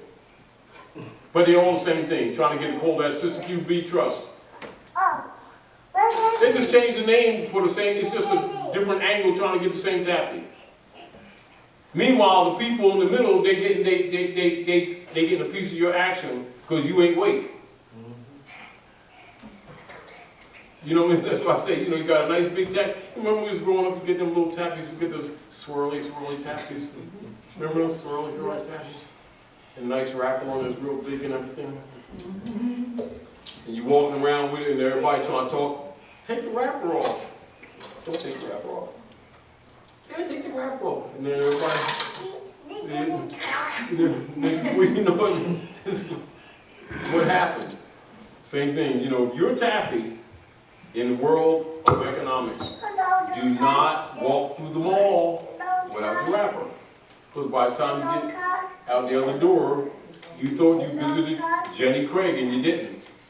Because you got licked. That's that touchy roll pop. And it happened, and the interesting thing about it is that it happens over and over again, and you'll be looking at people that basically are intelligent. And they don't understand the difference between de facto and de jure. And they be saying it. They don't understand color law, and they be saying it. Then they keep doing colored things. It's amazing. It's absolutely amazing. It really is. Let me tell you what happened. So we were getting the proclamation. So, as I said, we were new to it. So, seeing a moor was like an honor, and oh my God, a country, you know, a moor, I don't know if you're a moor. So we met this guy, and he was like, yeah, you know, Brother Taj, sign my thing. I was like, I just need your signature, you know. I just need you to sign, be my witness. So we went over there, and we were talking because if anybody doesn't come with Taj, we don't want to hear that. So he started talking about the temple and everything. So we started looking up like, here we go. And he started out good, and the next thing you know, he comes up with, so, you know, there's this guy on YouTube, and if I'm not following nobody that ain't wealthy, because whoever you follow, you need to look like them. So I said, you know, we're basically like, Taj could have been rich, but he don't want it. He's not putting that black crap out there. You know what I'm saying? And if he was to do his thing, how would we get educated? He'd sacrifice his time to give to us, so we can in turn start becoming conscious heirs to the estate. And he starts telling us, well, you know, he said if you authenticate the birth certificate and do the UCC. So she turns to me and goes, I'm not commerce. UCC, it's commerce. And how are you going to say you're denouncing the birth certificate when you do the proclamation, but then turn around back again and say, well, I'm not that, but hey, I'm that again. So it just showed me what nobody really said. Let me tell you, this is the offer. This is the offer, and then we'll close out. If the Romans can get you to sign anything with the promise of a benefit, of a penny, and get you to agree, thinking you're going to get a penny, you just let them off the hook for future suit of reparations. Because you just made a contract for a benefit, therefore you're closed out. That's one more apple off the tree. There was another disinherited. See, because this is the thing in law. If something is a fraud, you must claim it a fraud. If they can get you to authenticate the fraud, then they are justified. Because now you authenticated, it's no longer categorized as a fraud. Even if you don't have knowledge of everything, it doesn't matter. See, this is the deal. If you know this much about the bonding against us, if you know that much, and you signed an instrument, you signed it in a state of competence. So what if you don't know? Well, you better argue it that you didn't, and you better do a rescission of signature. it's like this, and I'm going to say this. When our people learn that they're not Negro, Black, and colored, when they learn the distinction between fiat and money, and they learn the difference between the Constitution for the United States and the Constitution of the United States, and that coup d'etat, at that point they're responsible. Meaning that once you awaken, you're responsible. And if you get attracted by the tactics he offers you, you just become a sacrifice. Why do you think they've been starting this authenticating the birth certificate? No, let's keep it very, very simple. Let's keep it very, very simple. How many European sovereignty groups that have been operating in the last 15 to 20 years that have had classes where people have been spending 1,500, 3,600 notes, they've been calling them dollars, for these classes and jumping through these hoops, and they run through them, and the few people that have gotten to the degree of the voucher, because remember the debts are really the United States Corporation Company, they're supposed to actually discharge. You're supposed to actually have a voucher. So people who perfected UCCs and got vouchers, as soon as they try to use vouchers, then they threaten their lives. Consider this. Consider this. Any of you who know anything about anything.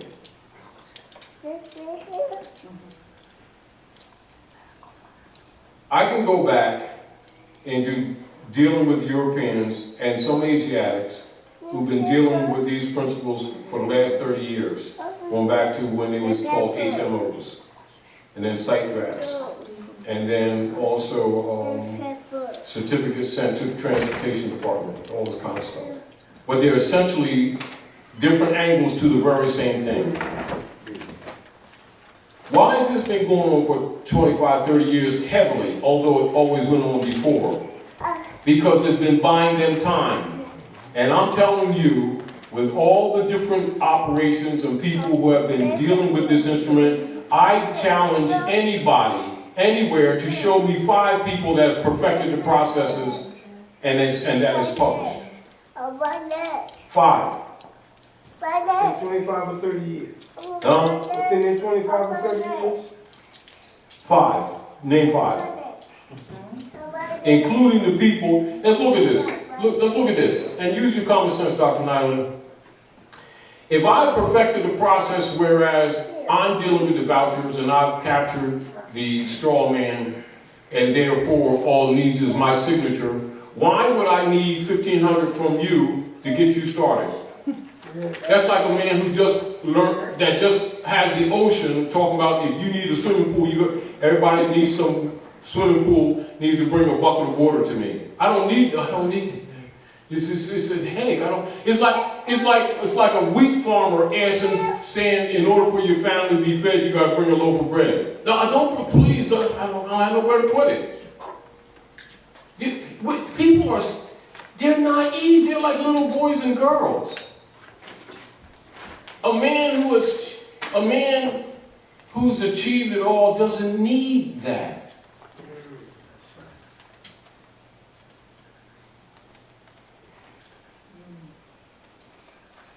Almost all of these people who've got these packages to sell, they make their finance by the people who's promised the process on the package they got to sell them.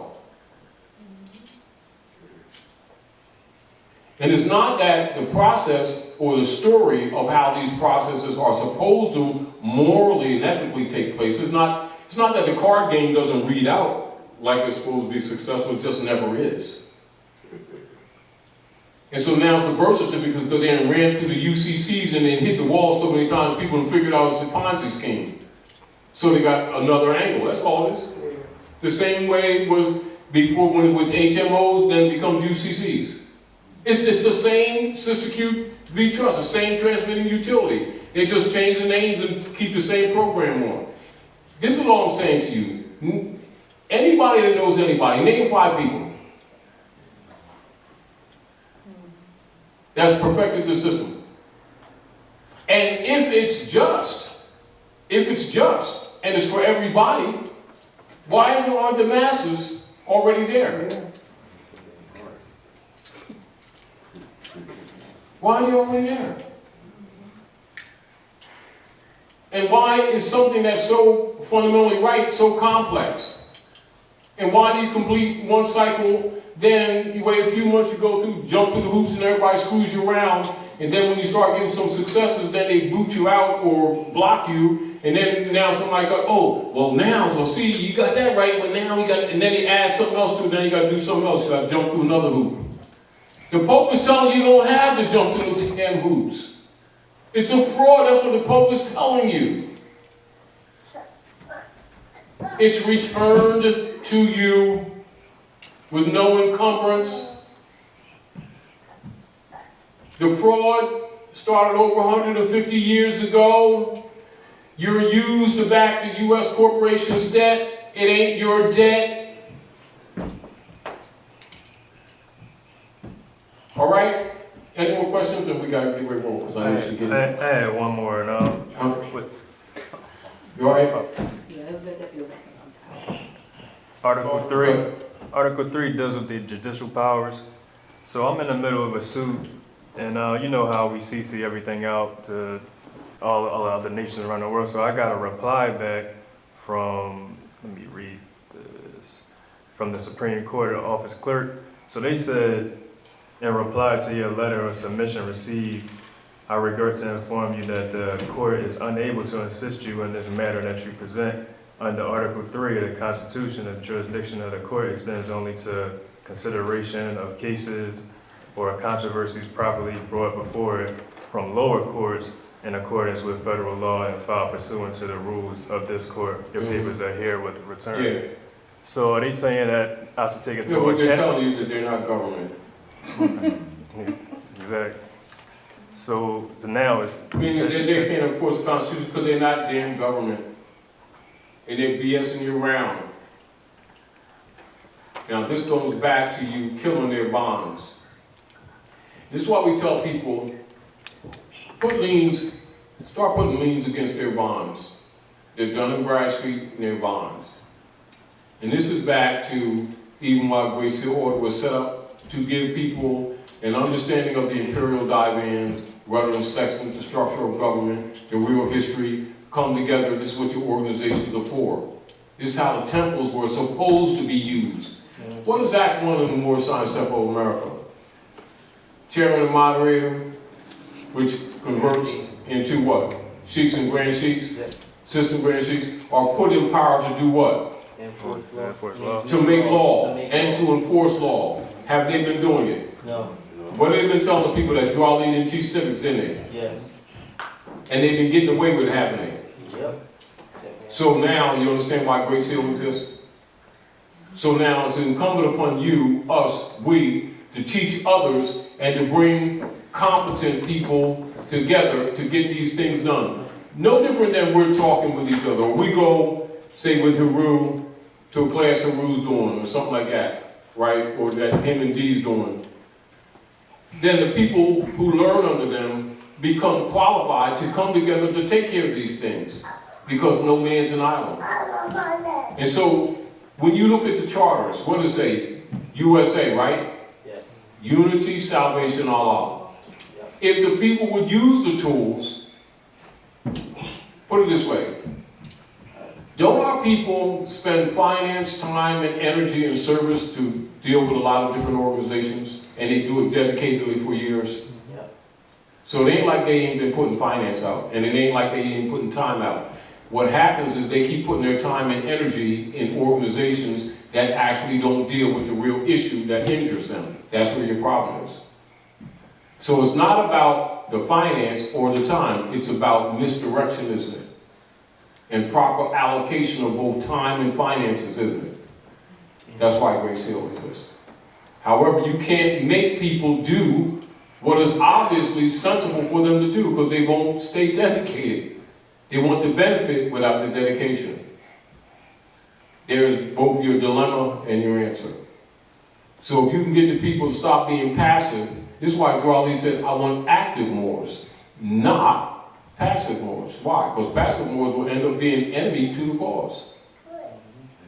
Now, meanwhile, and I'll say this again, for the people that we deal with around the country, we try to make them conscious to the degree that they at least make proclamations because we know it's going to kill the bonds. Even while they're not active necessarily to the degree that they need to be, them stock market starts curling up. And all you need is a number of them.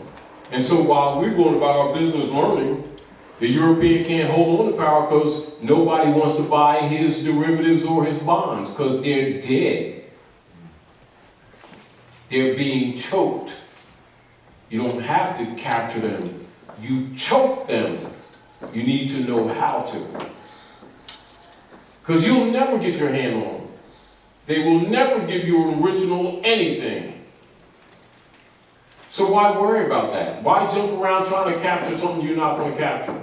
Choke it. They hypothecate it, you rehypothecate it. Except you have right. So if the heir is proclaiming, then they can't keep on claiming to represent you, can they? Can they? And if they can't represent you, they're trying to represent you, sell these bonds to nations around the earth, and you're putting out these proclamations and CCing them all over the damn place. The bonds start dying. So you have to argue with them. You need to be active, don't you? And it starts killing the bonds. And after a while, you get enough people. Don't take the whole nation. All you need is a handful. You know how they say, Kabbalistically, almost in any really good war, just give me, I don't need a big army, give me 10 good men. But they're talking about sincerity and bravery. They're not talking about, you don't need 100, you don't need a crowd. You need sincere people. And you need sincere energy that goes in the ethers. It has power unimaginable. Any more questions, y'all? Well, thank you all for coming out to the House of Reawakening Minds. Don't forget, pass the word around. And if you have any spare finances, make sure you send it down and keep the house open, because the support systems that were here are no longer here, all right? And so the burden to keep this house open is on her back. So let everybody know. And also come on the show. Tell them about your show so they can come on the show too. Reawakening Minds airs every Monday night on High Frequency Radio Network, 8 p.m. to 11 p.m. Eastern. You can go to www.blogtalkradio.com/high frequency, or you can call in area code 424-222-5250 to hear the show. Next week, part 2 of my interview with Richard Smith, European who wrote The Moor, the Mason, and the Alien. He's coming out with a new book, part 2, and he will be on the show next Monday. Monday that's coming up on the 10th at 8 p.m. You want to check that out. All right? Thank you all for coming out. Peace.